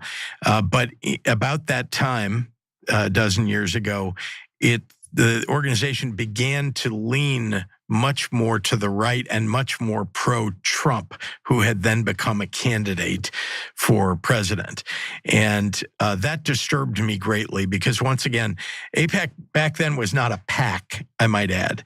It was a public affairs council, as called AIPAC, but it didn't have a political action committee that was giving money to candidates. All right, so Pritzker got his talking points down there, explaining himself. While Pritzker has been critical of Benjamin Netanyahu and his leadership and is supportive of a two-state solution, Axios pointed out this. Pritzker has tried to walk a fine line, breaking with AIPAC over its affiliation with Trump rather than Israel actions, focusing mostly his criticism on Prime Minister Benjamin Netanyahu rather than on the country itself. So what about this issue? Is it picking up momentum? Will in the potential 2028 joint campaign presidential run, candidates be able to just explain it away in one interview or one question really, and then we'll move on to other issues? Because to me, it feels like this is not going away. It's only getting more momentum. So Washington is completely removed from the rest of the planet, right? So in their world, and that includes governors like J.B. Pritzker, they're in that Washington mindset of the establishment. So they think that they could finesse this issue. I don't think so. I think that the only candidate that has a chance of winning in 2028 is one that strongly denounces not just AIPAC, but Israel itself, the government of Israel that has done so much damage to this country. So I don't think they're anywhere near it. When it gets to Pritzker, Cory Booker, which we'll get to in a second, is kind of obvious and over the top. The groveling is vomitous. And so guys like him are totally eliminated from the presidential conversation. We'll get to him. But for Pritzker, it's a more nuanced and interesting story. First of all, the story comes from Axios about him. And Axios is like, let's just put it this way. They have excellent sources inside Israel and seem to often give Israel's perspective down to a T. So they might be attacking Pritzker because they think he's not sufficiently loyal to Israel. So like Washington's a dirty, dirty place. And our media is filled with non-reporters. They're doing nonstop propaganda everywhere, right? So when you see a story like that, it might be the opposite of what's happening. So then you have to really dive in and see what's right and not right. So did the Pritzker family and the fund, trust, et cetera, give money to AIPAC and a bunch of other causes, including Friends of the Israeli Defense Forces? Like, in other words, charity to the IDF? Yes, they did, right? Now, but at the same time, is Pritzker tiptoeing away from AIPAC? Yes. Is he doing it a little bit more aggressively than the average person seemingly running for president on the Democratic side? Yes, although now there's a little bit of a competition to do fake distancing yourself from Israel. We'll believe it when we see it. The fact that he's Jewish, I don't think hurts him 1%. If he's right on the issue, it might even help him because it's harder to call him an anti-Semite. And someone who's a Jewish American can, I think, more easily not be cowed by the Israeli lobby, okay? But all of that is dependent on, does he have the right position or does he not have the right position? So then when you look at that, He's saying that he's inching away from AIPAC because they're too right-wing and they help Trump too much. But that's not the main problem with AIPAC. That is a huge problem with AIPAC, but not the main problem. The main problem is they're getting American politicians to serve a different country, and that country has recently done a genocide and forced us into a disastrous war in the Middle East. That's the actual problem, right? And there, Pritzker is of a Washington mindset. I'll criticize Israel 1, if I'm being super bold, 2%, right? No, brother, you're not anywhere near it, man. It's like, you got 98% to go. So maybe he'll wisen up, and maybe all these politicians will wisen up and even pretend to be against Israel, but they've got a mountain of doubt to overcome to get there. So how do we know if someone has actually held Israel to account? You look at their track record. So right now, the only person that has any shot of being in the race that has held Israel to any kind of account is Ro Khanna. Everyone else is utter posers. But like, hey, I kind of slightly objected to AIPAC a little while ago, kind of a little bit. No, that's not gonna really do it, right? I'm not angry about it. I like that Pritzker's going in the right direction, and maybe it'll encourage other people to go in the right direction.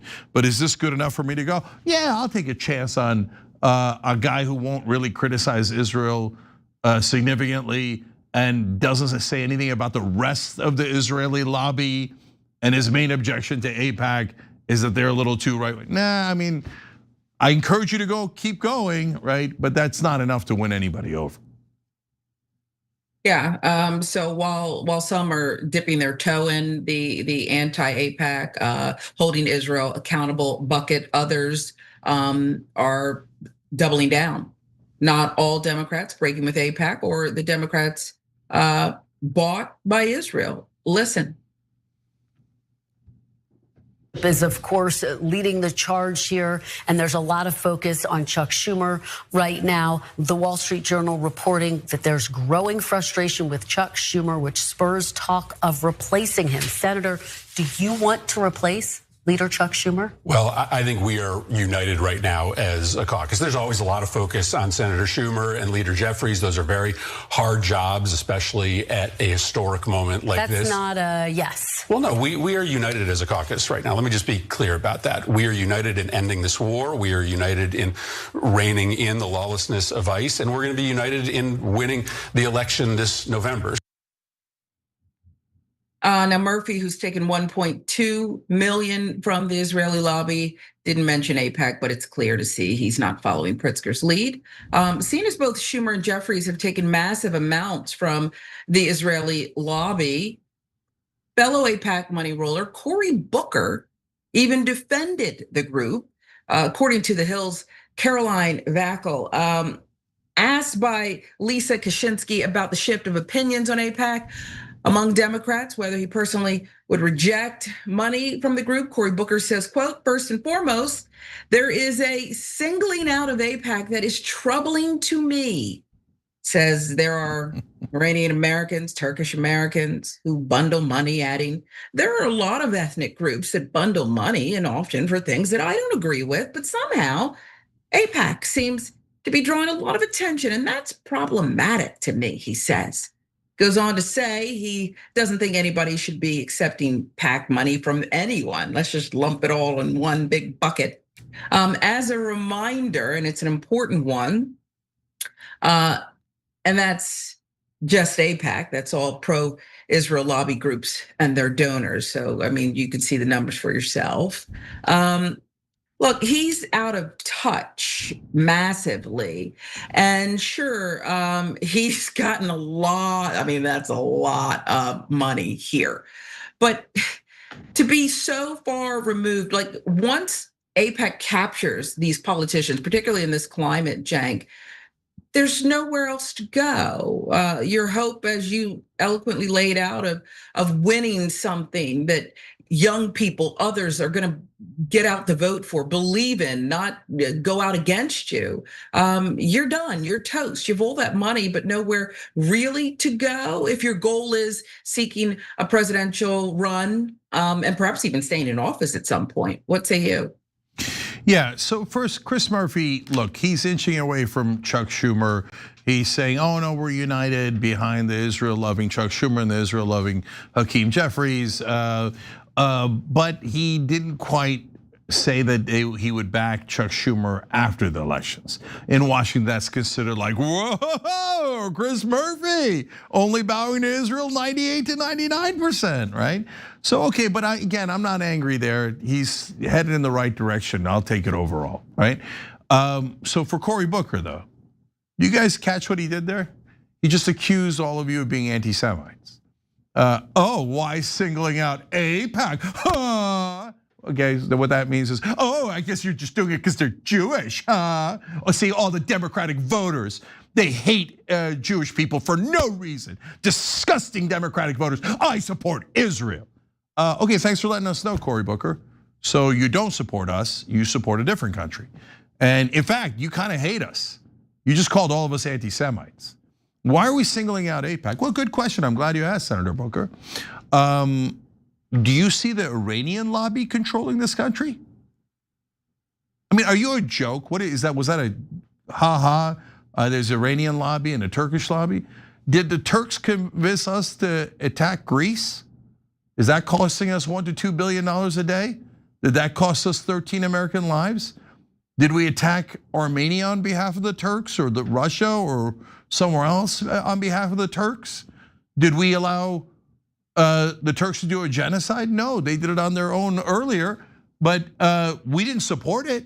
The only country that does a genocide, and we give them 21 billion from your beloved Joe Biden while they're in the middle of a genocide, is Israel.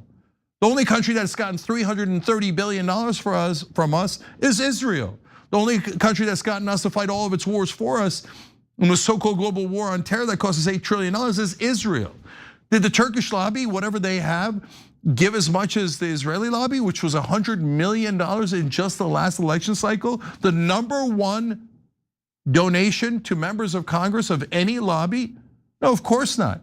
And do we say when Turkey's caught doing something wrong, as an example, they tried to apparently bribe Eric Adams, the mayor of New York. Did people go, oh, well, Joe, you're anti-Turkish. How could you possibly say that about beloved Turkey? No, everybody was like, hey, what the F, right? You should punish Eric Adams and you should punish anyone from the Turkish government trying to bribe our officials. See, that's because we're unbiased. But when it comes to AIPAC and Israel that's giving you $6 million in bribes, all of a sudden you're like, oh, beloved AIPAC, why are you signaling them out? They're the victims. Look, I told you, Cory Booker is a fraud. I've told you that for 20 years. But it's not about Cory Booker at all. All of these people are actors. The biggest frauds of all are the traditional media pretending that they're not actors. You think Gillibrand isn't an actor? You think the other senators, Chris Coons, Carper, whatever, Klobuchar, you think they're not actors? They're all actors. They don't believe a single thing. They believe what they are bribed to believe. The idea that AIPAC and Israel are the victims right now is the most preposterous thing you could possibly say. But in Washington, they're like, oh yeah, the people giving us millions and millions of dollars. They're the victims. The people that we then funnel trillions of dollars to. Not, of course, not Cory Booker's money. Cory Booker's stealing from you. So is 94% of Congress that gets bribed, legally bribed by the Israeli lobby. That's the actual number from a Guardian story. They all steal from Americans to give to their beloved Israel because they got bribed to steal from you and to betray you. Those are stone cold facts. They could try to pretty it up like Dick Cheney did with torture. Oh no, that's just enhanced interrogation. Oh, the $6 million I stuffed it into my pockets so that I could get more power and more fame and more wealth.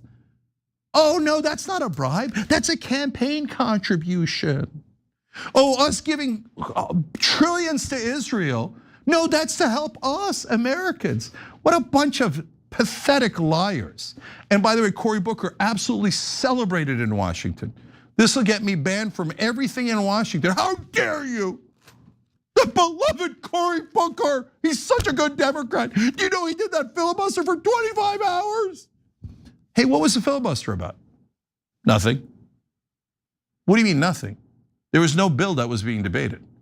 He just did that for peacocking. He's like, look at me, I'm such a good Democrat. I stand for 25 hours and talk about nothing for the cause of nothing. I'm a good Democrat. Well, these days, that's all they have, these establishment Democrats. And you elect somebody like Cory Booker, they will rob you to the end of time, along with their pal Lindsey Graham from the Republican side, and almost all the Republicans other than Massey. Rand Paul's on the fence, whatever, right? But 94% of Congress doesn't work for you. They work for Israel. They all get bribed by them. And anyone telling you otherwise is a giant liar and propagandist and works for Israel to try to trick you out of your money. And these days in this war, out of your life. So put that in your pipe, Senator Booker, and go cry to your best friend. He said, the guy who runs AIPAC in a different thing is like my best friend. And they keep texting each other. Oh, how many Palestinians did you help murder today? Oh, I sent so much money to help murder Palestinians. Oh, you organized everyone to help murder Palestinians? Oh, what a good Democrat you are, Cory Booker. Okay, that's how I feel about you. And that's how everyone watching, every Democrat should feel about Senator Cory Booker, who has betrayed you to no end. And the minute you put him back into office, he will only work for Israel and his other donors and never for you. That's what I think about the current state of the Democratic Party. We'll be right back. Tucker Carlson, a terrible friend.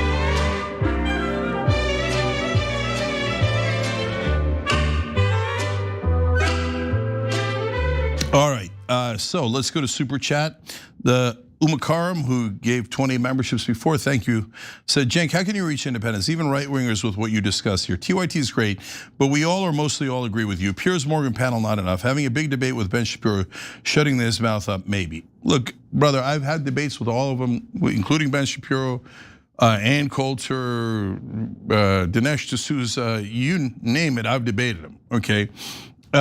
Are we going on more shows? Yes. Next month, where I'm going to go on one of the largest shows in America. Did I go on Tucker Carlson? Yes, I did. Will I go on all the other shows? Yes, I will. I will fight and fight and fight until we get to justice and we free America from the Israelis. But thank you for caring. Thank you for wanting to know more about it. And yes, I'm going on independent shows and right-wing shows to try to reach more of those voters and get them on our side. I think it has been a spectacular success, if I'm being honest. But some people say, no, don't go on right-wing shows or independent shows and try to convince them to be against the war. No, hate them. Drive away our allies. The Palestinians don't need help. The Middle East doesn't need help. Drive away right-wing allies. Oh, otherwise you're not a good progressive.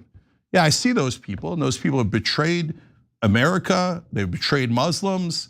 They've betrayed the Middle East, all for their personal brand. Okay, I know you're so clean. No, I'm gonna go on every right-wing show and every independent show that'll have me and make the case against this war, against Israel's control of America, and against Israel's slaughter of Muslims to no end.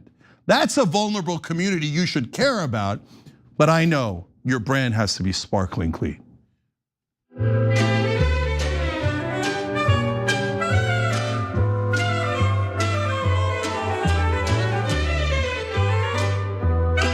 don't like besitos.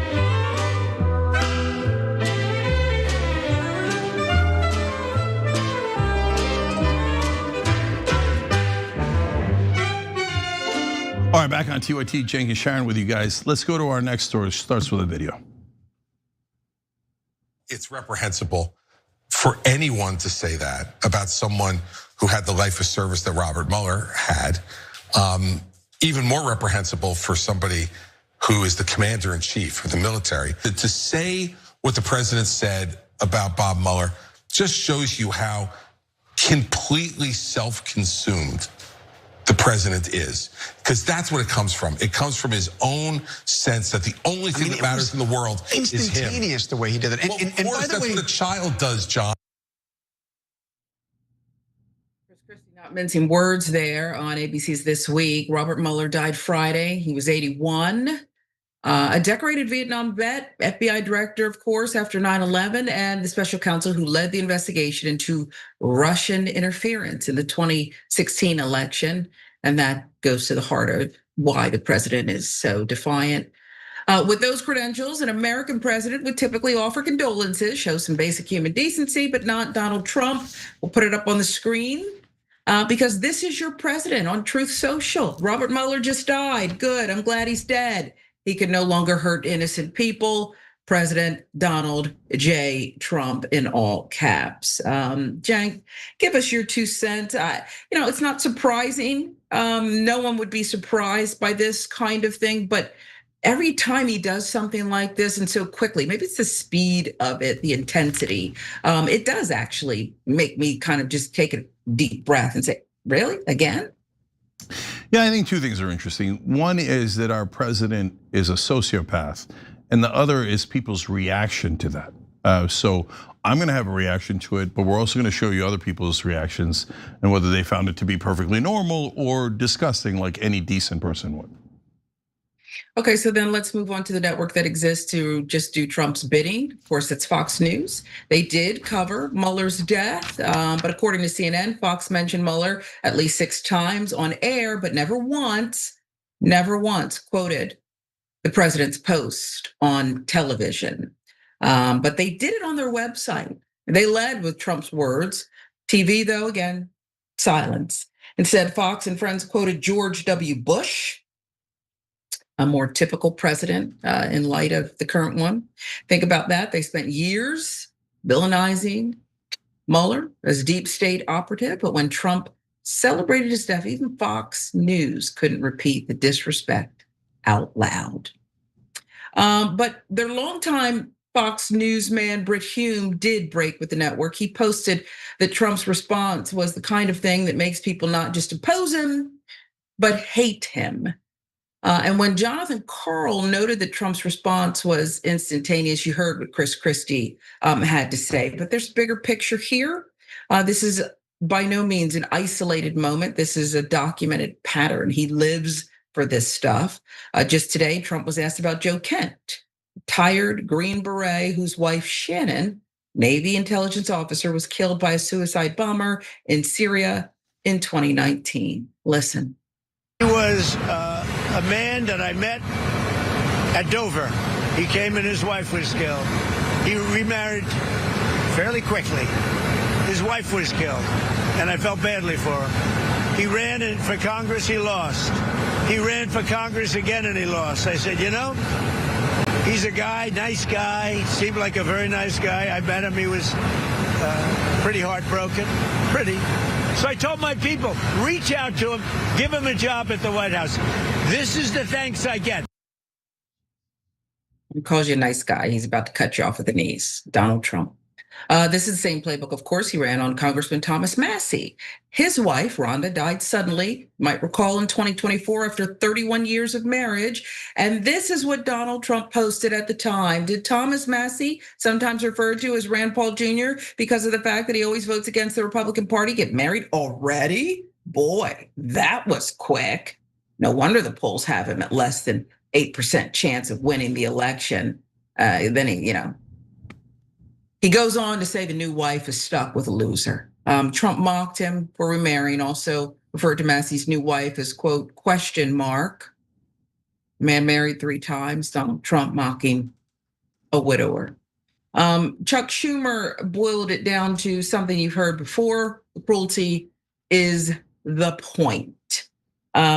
Simple but true, but it's the sociopath stuff. It's the silence from most people. You have Brit Hume, okay, in the Fox orbit. And then, of course, a couple of Democrats doing what is expected. But nobody who worked with, knew, palled around with Robert Mueller or any of these other people speaks up and says much of anything, Cenk. Yeah, so I remember what happened after Charlie Kirk died. So some people on the left said some unfortunate things. We were certainly not among them, and we were heartbroken because as a young man who had a lot of life to live, who had young kids, and most of us did the right thing. So they found some people who did the wrong thing and they went nuts over it. And then one of the people who did that was Donald Trump. Can you believe that anybody would say anything badly about a person who just died? And then he comes out and says that he's glad that Robert Mueller is dead, and good that he's dead. So what happened to all that don't speak ill of the dead? Well, now I'm leaving other folks out of this. This is just about Donald Trump. So obviously Donald Trump didn't mean it, right? And Donald Trump, and look guys, there's people like Dick Cheney, they got a lot of people killed, hundreds of thousands of people killed, right? You say, well, you know what? I'm not shedding too many tears over that one. Robert Mueller, he did an investigation Trump doesn't like, but at the end of the investigation, he said that Trump didn't collude with Russia, thereby doing Mueller a huge Trump a huge favor, right? And his cause, etc. Robert Mueller was largely a Republican his whole life. So, but nothing is good enough. Nothing is ever good enough for Donald Trump. So he's glad this man is dead. And I guess that, his family, he doesn't care about them at all. This is how a sociopath talks, okay? So now on to the marriage thing. Why does he keep saying that? Well, I mean, Donald Trump is pure as a driven snow, right? He's only been married once and he believes in the American family. Guys, you all know this, right? Married 3 times. One time with Melania, a reporter is interviewing them while Melania is pregnant. Melania goes upstairs, Donald Trump shows the reporter around the house, female reporter, and he does exactly what he described in the Hollywood Access tape. According to the reporter, he pinned her against the wall and grabbed her genitalia. So he, in a different instance, obviously, with E. Jean Carroll, he was sued for that. And they said, yeah, that's what he did to her as well. And of course, he's on tape bragging about how he grabs women by the genitalia. And because he's famous, he could just sexually assault them and get away with it. In fact, his own wife, Ivana Trump, that was his first wife, said that she gave him a suggestion on a hair transplant. When it didn't go well, he was in a rage afterwards. He grabbed her by the hair, dragged her on the floor, and then raped her. So I didn't say that, his wife said that at the time, okay? So, but to return the favor or add on more pain to her, after she passed away, that Donald Trump now married to his 3rd wife, took his first wife's body and buried it on one of his golf courses so that he could get a tax cut from the state of New Jersey. That's who Donald Trump is. Meanwhile, he's talking about how other people remarried too quickly for his taste, because he's such a classy guy. Sharon, I mean, have you seen anyone more despicable than this? And he's our leader? That's deeply embarrassing. Deeply embarrassing, and I think about people my daughter's age, and I was, talking to the team as I was waiting for an hour or two about just how cruel some of this middle school stuff is. They're learning from their leader. I've never seen anything like it so widely accepted. Now, we have put up with it for so long now, good number of years. For the kid, that's all they ever know. They'll never know what we grew up with, even if it was, the facade of what a president is supposed to be. But the fact that this is so normal, it's stunning to me that this is, I don't know how we can ever go back to basic decency. I mean, look at the things he's saying. He is the things that he's saying about other people, and he gets away with it every single time. I don't hear it. Correct me if I'm wrong, I haven't heard any apologies over the course of so many of these just gut-wrenching insults. Yeah, I mean, you see me call out Democrats, I don't know, like a couple of minutes ago when we did the last story about Cory Booker, right? So a person of principle does that and doesn't let partisanship get in the way. So some Republicans have done that. Chris Christie criticizing him in the first video we showed you, Brit Hume around the edges, right? But do you see a lot of Republican senators out there going, this is disgusting. No, this doesn't represent me and this doesn't represent our voters. Oh no, but they're worried. What if the big orange man then yells at them and says that, charges them with all these different allegations and lies? Okay, I mean, it's proof completely that our politicians are cowards. So in this case, it's easy for the Democrats to criticize him. It would take like just an ounce of courage for Republican politicians to denounce him. And 99% of them have not found that ounce of courage. Oldest lesson in the book. I think anybody who was chased home by bullies with a grandma standing in the front door, turning them around saying, look, you gotta face it. You gotta face it. And yet here are politicians elected. Millions of people go out to vote for these clowns and they cannot do this is like the easiest thing. You don't have to study for this test. Nope, that's it. Yep, they can't get to the bare minimum level of decency. Can't get there. All right, we are out of time. Sharon, you're awesome. We appreciate you so much. And I didn't get to read a ton of comments which said likewise from our members. So we'll see you again soon. And guys, everybody stick around. There's gonna be two things that are happening. Number one, we're gonna do the revolution. A couple of people join the anti-war movement when we return.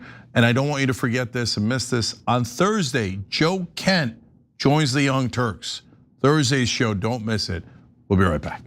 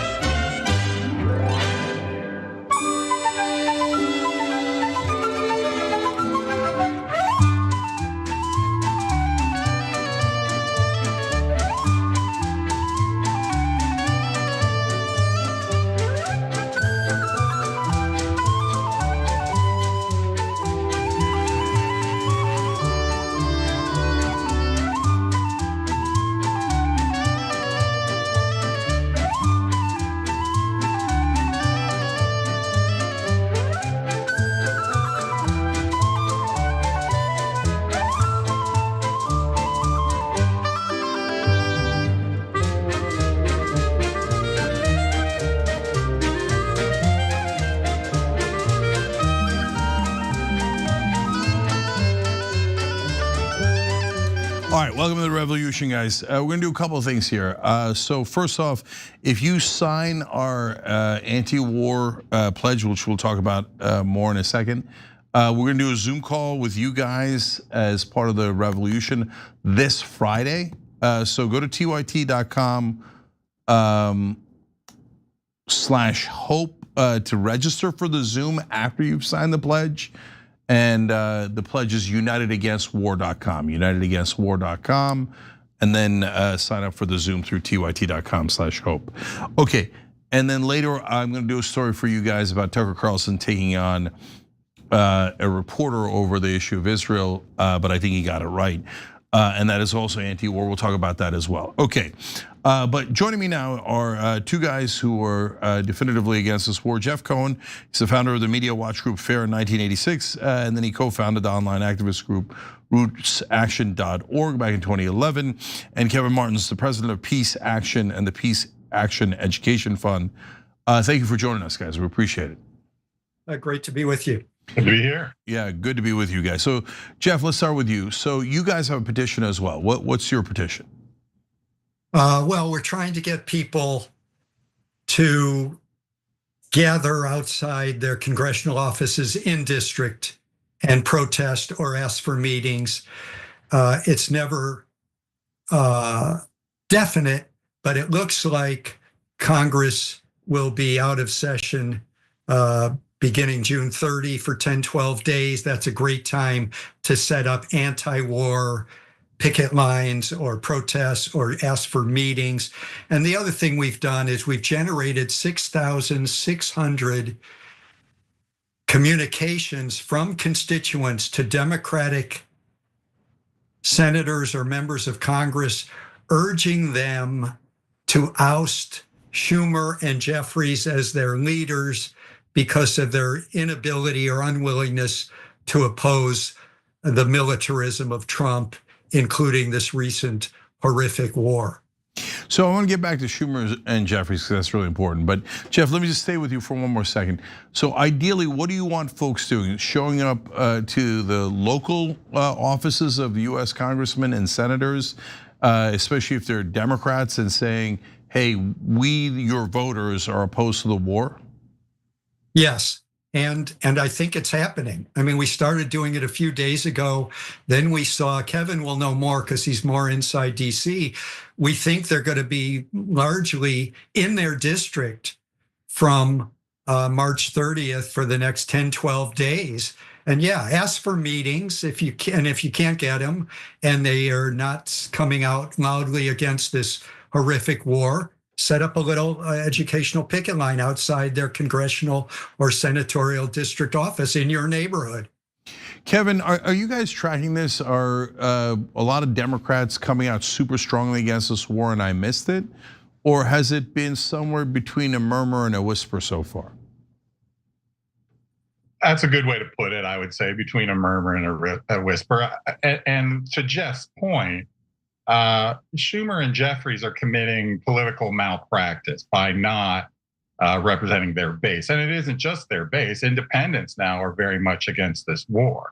So a couple of weeks ago, Schumer and Jeffries, we thought it was too slow. They did get the Democratic leadership in both houses to come out for the war powers resolutions, but they weren't even voted on until after Trump and Netanyahu had already started the war.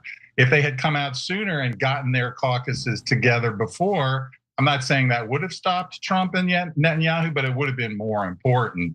And this week, there could be 3 or 4 votes relating to the war, which I can go into in a little bit more detail when you'd like to talk about that. Yeah, well, no, let's start getting into that because look, I don't know what your guys' opinions are. That's why we're talking to you and finding out. My opinion is that most of the Democrats, the overwhelming majority of them, and all of Democratic leadership, including Schumer and Jeffries, are corrupt. And I think that they want this war and they love blaming the Republicans for it. Oh, look at me, I objected to the war after it started. Golly gee, what a coincidence, what a lucky break that all my donors caught. But my feelings are not important. What's important is, yes, but how are they going to vote going forward, right?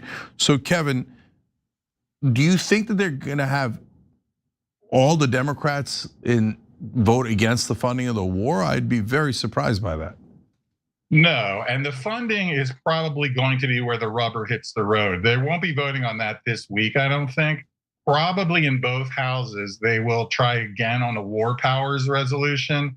In the Senate, all the Democrats have voted right except Fetterman. All the Republicans have voted wrong except Rand Paul, so they essentially cancel each other out. But it's 53-47, and the Republicans win that vote. In the House, we have a chance, a second bite at the apple, that the House may actually pass it. But again, even if they did, it would not stop the war immediately. The other thing, though, that is very important is Bernie Sanders once again bringing forth joint resolutions of disapproval on the next 27,000 bombs to Israel. He's been the only senator bringing these forward, although he does have co-sponsors this time. And these are important to say that the United States should not be funding Israel in this war either. And those might actually get voted on this week too. We don't expect those to pass either, but we need to be holding everybody accountable. And so when the rubber really meets the road, it could be in a week or two or three. And Jeff is right that they are supposed to go on congressional recess next week, but they might not. John Thune, the majority leader in the Senate, has said they might cancel the recess because they want to keep shoving this SAVE Act nonsense down the country's throat. So if they stay in session, that means that Democrats who do oppose the war can keep throwing spaghetti at the wall and see what sticks. And to me, I don't think that they're going to end the war overnight or anything like that. It's more about accountability and representing not only their constituents, but the Constitution and their duty. The Congress has given away the powers over war and peace to the executive for decades now, and that needs to be taken back. Yeah, so Jeff, I'm curious, the no more bombs to Israel thing that Bernie's suggesting, how many Democrats are on board for that? Is that public? Kevin would know a closer number than I would. Kevin. We won't know until the vote comes up. Right now, there are 3 co-sponsors: Van Hollen, one of my senators from Maryland, who I met with last week, Merkley from Oregon, and Welch, also from Vermont. The last vote on one of these, and the way these work, they are votes to stop specific weapons transfers to Israel. The last votes on these were last July, the end of last July. And for the first time, we actually had a majority of Democrats vote in favor. So that was good. But the Republicans are monolithically in favor of continuing to send bombs to Israel however they can. So we really won't know until we see this vote, which may be this week. But the Senate is tied up in knots right now. And we're hoping to see that vote this week. Also, the war powers resolutions votes. But it'll really be when the money comes up, the 200 billion or whatever cockamamie figure. That will be the real vote that matters the most. So again, to both of you, but Jeff, I'll try you on this one, even though, like you said, Kevin is tracking it better. But when the 200 billion comes up, I mean, a Democrat would have to be insane to support it. But my guess is a lot of them would, because Israel's commanding them to. So how does it fall out, in your opinion? Yeah, I think it's a good question, and it brings us to the problem of the leadership. 8 days into the war, when we thought it was just $50 billion more that they were asking for the US-Israel war on Iran, Meet the Press asked Jeffries, what's your position? And he said, well, we'll cross that bridge when we come to it. And then Hakeem Jeffries, the leader of the Democrats in the House, was on television yesterday when the amount had already ballooned to a possible $200 billion. And Dana Bash, who's one of the big Israel protectors in the media, on CNN, are you gonna, to Hakeem Jeffries, are you gonna whip your caucus and urge them to vote no on this additional funding for the war in Iran? And he said, and I'm quoting, we'll have that leadership conversation when we have that legislation in front of us, unquote. That's the wrong answer. The right answer is, as Kevin is coined the term, the right answer is nope, N-O-P-E, not 1 penny ever. When a war is this unpopular at the beginning and has only become more unpopular, and you're the leader of the opposition party, and you can't say to CNN yesterday that we are going to stop. We are going to vote no, and I'm going to urge my caucus to vote no. It's just it's malpractice. It's a failure of leadership. It's why we need Schumer and Jeffries replaced. Yeah. And just real quick on that, so far in the Senate, only 4 or 5 have said they are hard no. And again, Chris Van Hollen, who I mentioned, who happens to be one of my senators, he said he's a hell no, and they should all be a hell no. Yeah. Guys, I mean, we're not talking about the 800-pound gorilla in the room, right? I mentioned it earlier. So, Kevin, isn't this really a competition between the donors who Democratic politicians are in our entire lifetime? And Jeff and I have talked about this many times in many different issues. They're far, far more beholden and loyal to their donors than they are to their voters. So this is all a joke. The Democrats aren't going to do anything. They're not going to stop the war. They're not going to stop the funding. And they're barely ever even going to criticize Israel or even this war because they're totally owned by their donors. Well, a lot of them have to be replaced and put out of their job. And one thing about my organization, Peace Action, we're one of the relatively few peace groups that actually does endorsements in House and Senate races. And we have seen a real sea change over the last few years. Used to be a lot of candidates that were called PEP, Progressive Except Palestine, and they didn't want to take on the pro-Israel lobby. That has changed quite a bit. And AIPAC, which has bought elections in a lot of cases, has sort of backpedaled the last few years because they understand that their brand is toxic because of the change in the electorate, particularly the Democratic and independent base, now being much more supportive of Palestine and of Israel. And they've had to resort to some shadow PACs that have names like Elect Progressive Women and nonsense like that, right? So I'm not saying this is going to happen overnight, but we have seen, and I've been doing this work for a long time, and in terms of the candidates for House and Senate that we have been endorsing over the years, the last year or two, there are so many that are much better, anti-war, pro-Palestinian, anti-AIPAC, anti the so-called pro-Israel lobby. So it's changing, but not quickly enough. And I would just say that more folks have to swallow hard and get involved in electoral politics, even if they don't like it. It's not my favorite thing to do. It's not my favorite type of organizing or advocacy, but there are good candidates out there who are helping to change this. Yeah. And if I could weigh in, Cenk. Yep. I'm so glad you brought up the donors, because that's the problem. That's the reason. And Cenk, I've seen you say it on issue after issue.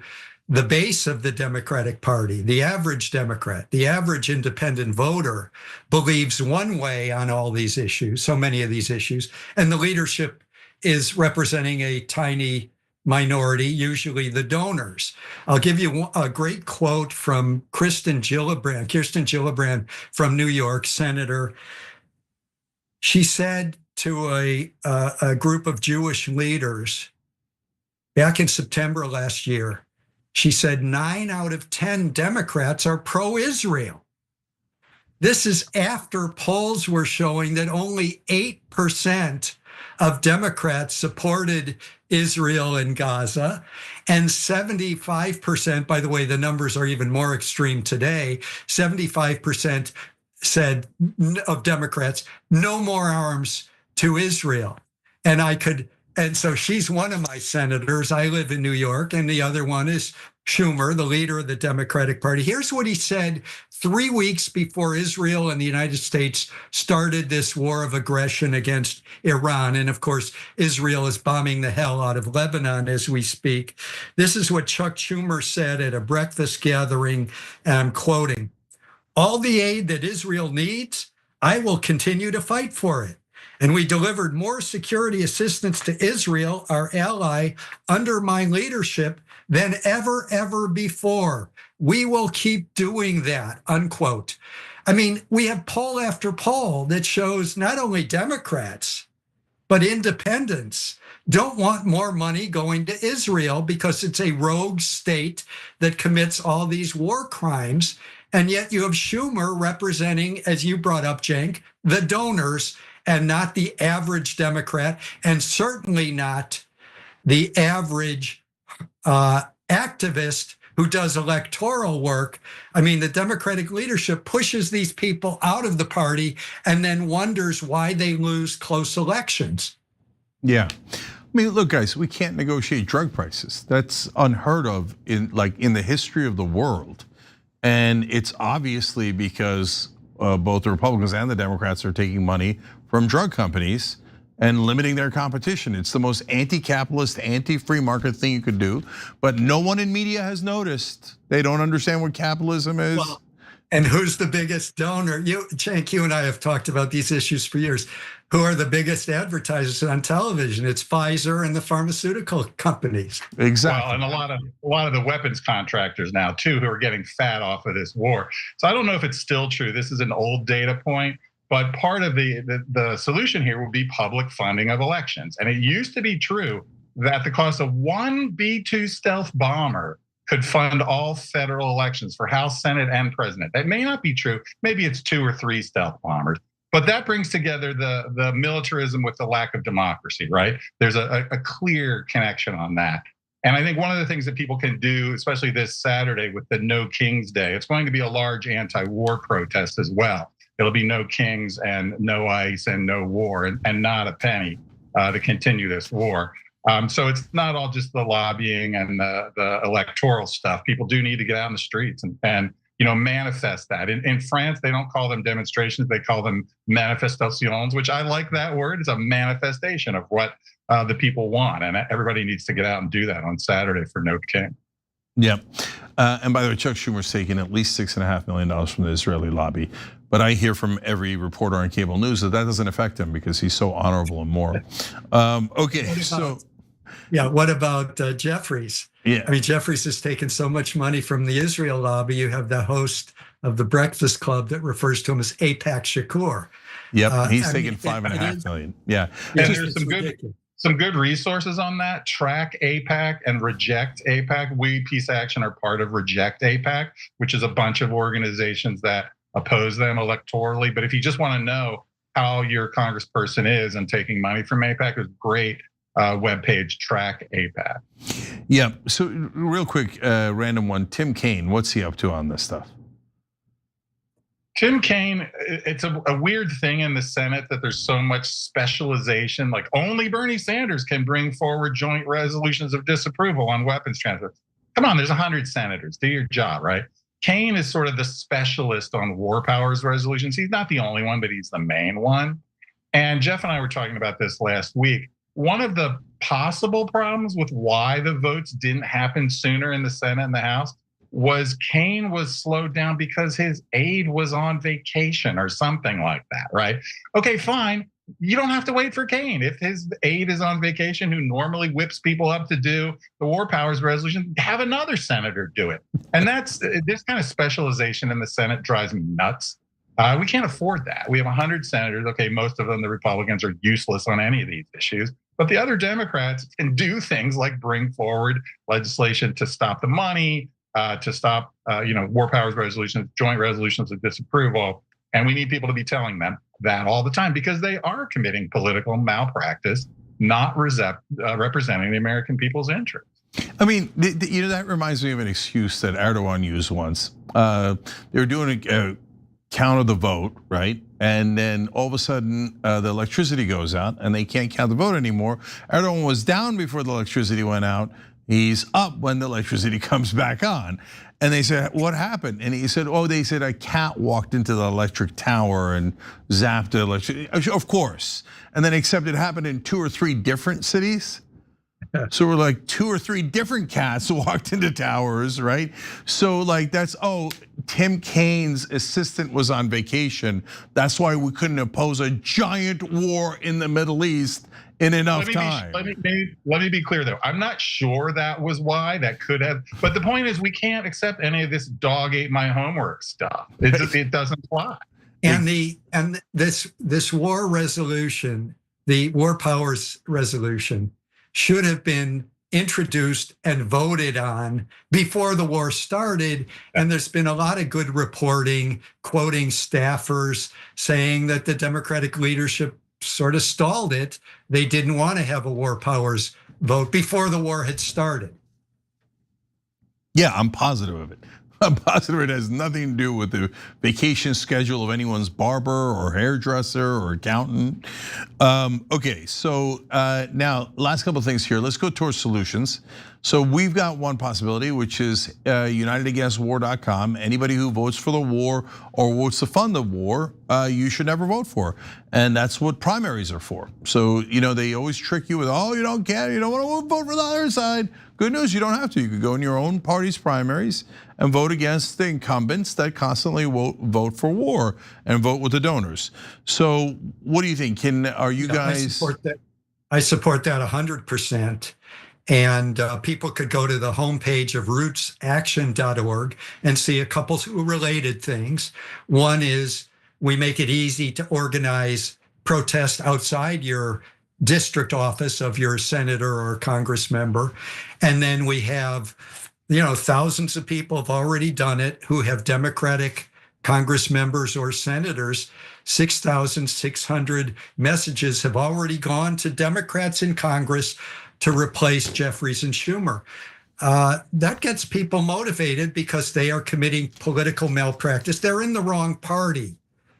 Every poll shows where Democrats stand on war, on militarism, on the ever-inflating military budget that takes so much money away from healthcare, housing, education, the environment. The viewers of TYT know these issues well. We just need to get a Democratic leadership that actually represents the Democratic and independent voting base. That would be a revolution. Yeah, so I love it. How about you, Kevin? I agree with what Jeff said. And if you go to Peace Action's website, you can sign up our alerts, which will let you know what's happening, particularly when votes are coming up in Congress, but also what candidates we are supporting. And also on our website, you can see the candidates for House and Senate that we are supporting as well. And again, we're a grassroots organization with chapters and associate groups and affiliates around the country, many of whom or all of whom are mobilizing for No Kings, but also other anti-war demonstrations in the streets.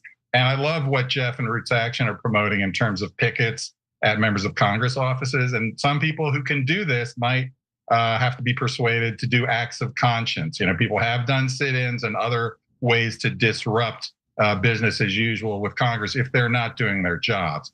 And the votes this week will be important, but not definitive. The definitive vote will be when they actually have to vote on the money. And you can see, let's just say Cory Booker, for example. He voted right on the War Powers Resolution. He'll probably vote wrong on the joint resolutions of disapproval to stop the 27,000 bombs going to Israel. But then he'll pretzel himself to say why he has to vote for if it's 200 billion or 150 or whatever. And none of that is acceptable. He has to be held accountable. The other thing about that, the 200 billion, they may put in some sweeteners. They may put in money for FEMA, for disaster relief, for farmers. And why are farmers hurting? Because of Trump's asinine tariffs in the first place, right? So if they put those sweeteners in the bill, it makes it harder to vote against it. And then people have to have a spine and say, no, I do want to support farmers and I do want to support FEMA and disaster relief, but I'll vote on that separately. I'm not voting that as part of a package to fund this war. Yeah, if you want to find it, it's super easy. You say, oh, so Israel's holding our farmers hostage?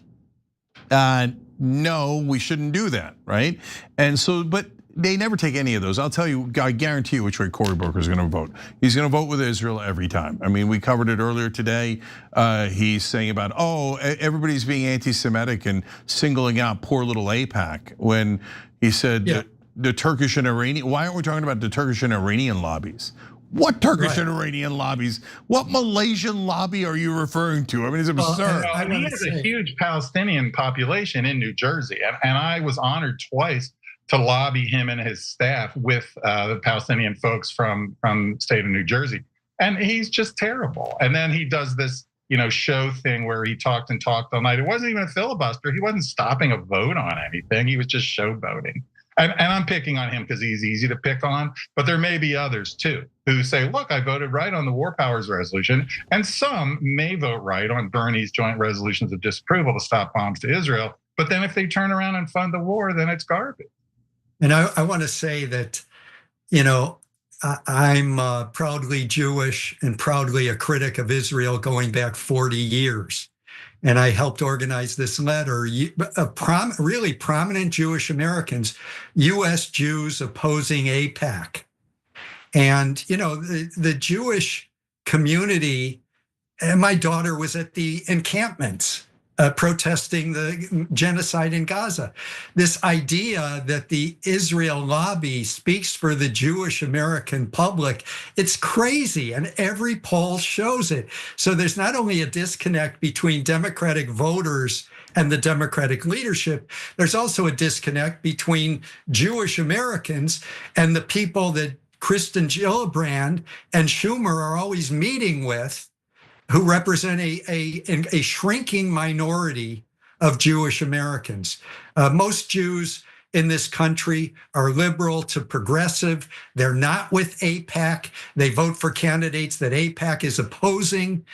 So we just have to, I know the Young Turks viewers know this kind of thing, but I'm a media critic. I watch more television than I should. At CNN, Jake Tapper, Dana Bash, they may not be geniuses, but they're smart enough to know that if you criticize the state of Israel, that doesn't mean you're criticizing Jews or all Jewish people any more than if you criticize the Saudis, the Saudi regime, you're somehow Islamophobic or anti-Arab, or if you criticize China, you're anti-Asian. It only applies to Israel, the state of Israel, and you see it on CNN, the kind of media bias that has driven me nuts for years. So I quadrupled down on what Jeff just said, 100%, and Jeff's been fighting against all these wars all these years. But it's not just Jeff. Look, 70% of Jewish Americans vote for the Democrats, and the Democratic Party is far more anti-war and holding Israel accountable, not because you hate Israel, but because they need to be held accountable like any other country. And so, look, I think that a lot of folks in this country, after all this said and done, if they were folks who supported Israel and et cetera, they need to come and thank Jeff Cohen and Robert Greenwald and Glenn Greenwald and Dave Smith and Ben Cohen, and I can go on and on for hours. All those folks, and Bernie Sanders, who fought against the war and who fought for America and representing our voters, because they made a big difference, and they put a lie to these charges of anti-Semitism that are driven to just help Israel. But they also, all of you guys, Jeff, I'll thank you. I'm not Jewish, but I'll thank you anyway for protecting people and showing folks, no, this isn't what Jewish Americans are for. This is crazy. Don't put that on us. Are you crazy? We didn't ask for this. And so look at the way sorry, even if you take Israel or Jews out of it, just look at AIPAC as one of the biggest distortions of American democracy in terms of their buying elections. And you can lump them in with the pharmaceutical industry, the weapons contractors, and others, the tobacco lobby. And that's what we have to do. And they're helping to make their own brand toxic, but we have to really shove them as much as we can. Yeah, it isn't about the religion, it's about the money. It's the donors, whether they're big pharma or oil or Israel or any government. And remember, when Ilhan Omar made that point, that it's about the money, she gets called an anti-Semite. You're implying Jews have split loyalties and all Jews are rich. Those of us, liberal or progressive Jews, we've never fallen for this crap. It's just a way that especially the media and some Democratic Party leaders want to stop debate about the crimes of the state of Israel. And those people you mentioned, Jake, those other Jewish Americans, we've been called every name under the book, self-hating Jews and what have you. But the good news is that the Jewish community has moved in our direction, especially young Jews. Look how many young Jews played a role in electing a Muslim to the mayor of America's biggest city, Zoran Mamdani in New York City. There were so many young Jews that were key to that campaign and in the leadership of that campaign. And yet, if you read legacy media, instead of watching the Young Turks, you're going to hear about how Jews should be fearful of Zoran Mamdani. It's media bias of the worst sort. Yeah, 100%. Yeah, it'd be terrible if everybody got free bus service and free childcare. That would just be horrible for New Yorkers, wouldn't it? Yeah, and I'm super proud of younger Jewish Americans who've been some of the biggest leaders in the peace movement. All right, last thing, guys. So everybody, we're going to put the links to Roots Action, Peace Action, and UnitedAgainstWar.com down below in the description box if you're watching this later.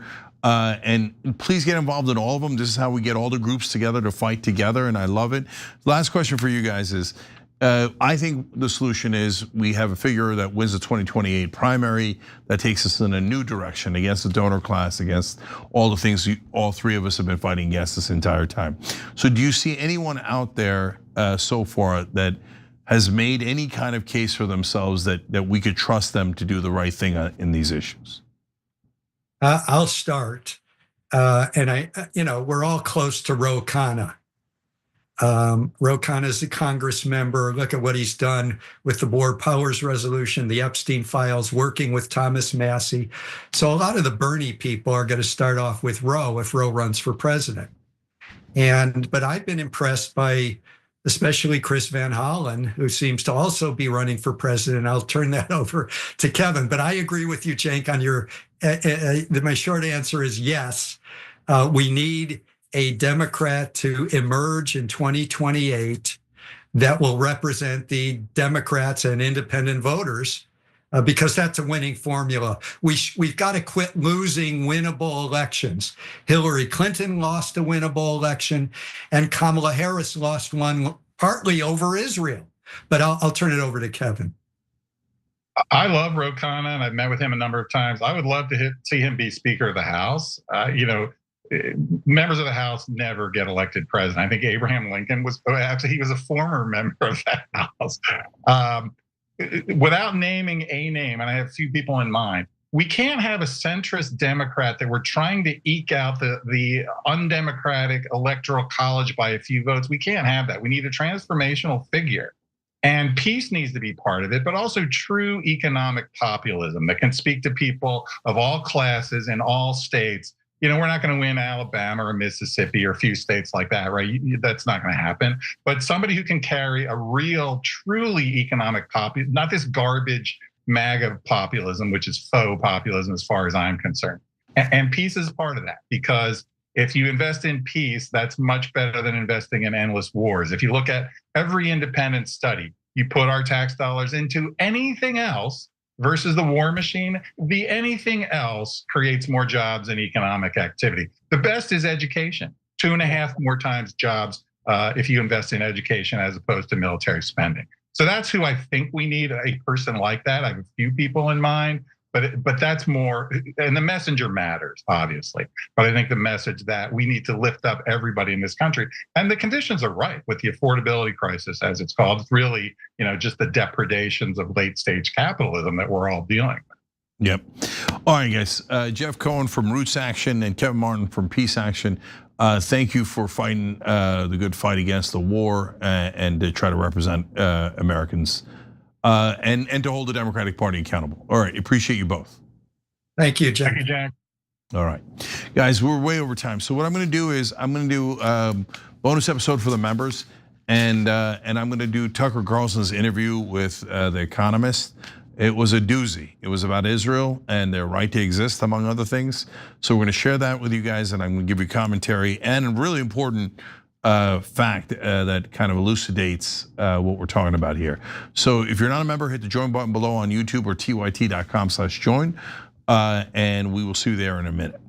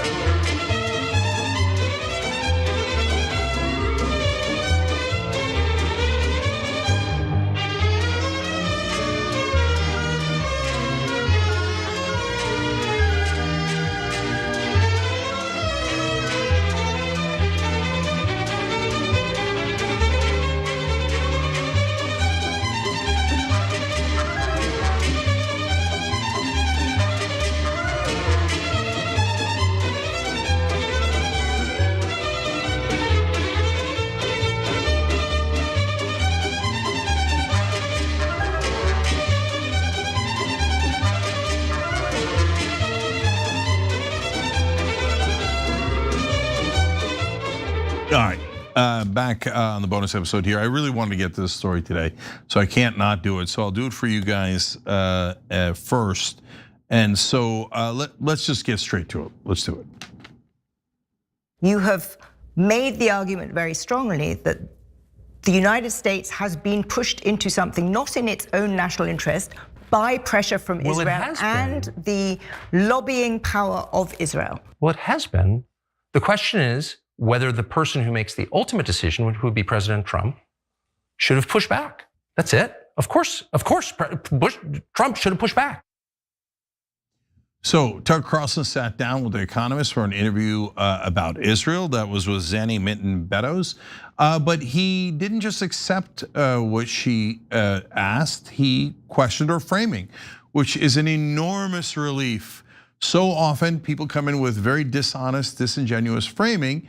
And in case you don't know what that means, there's an old question that they talk about in law schools as a good example of how to set someone up with bad framing. You ask them, when did you stop beating your wife?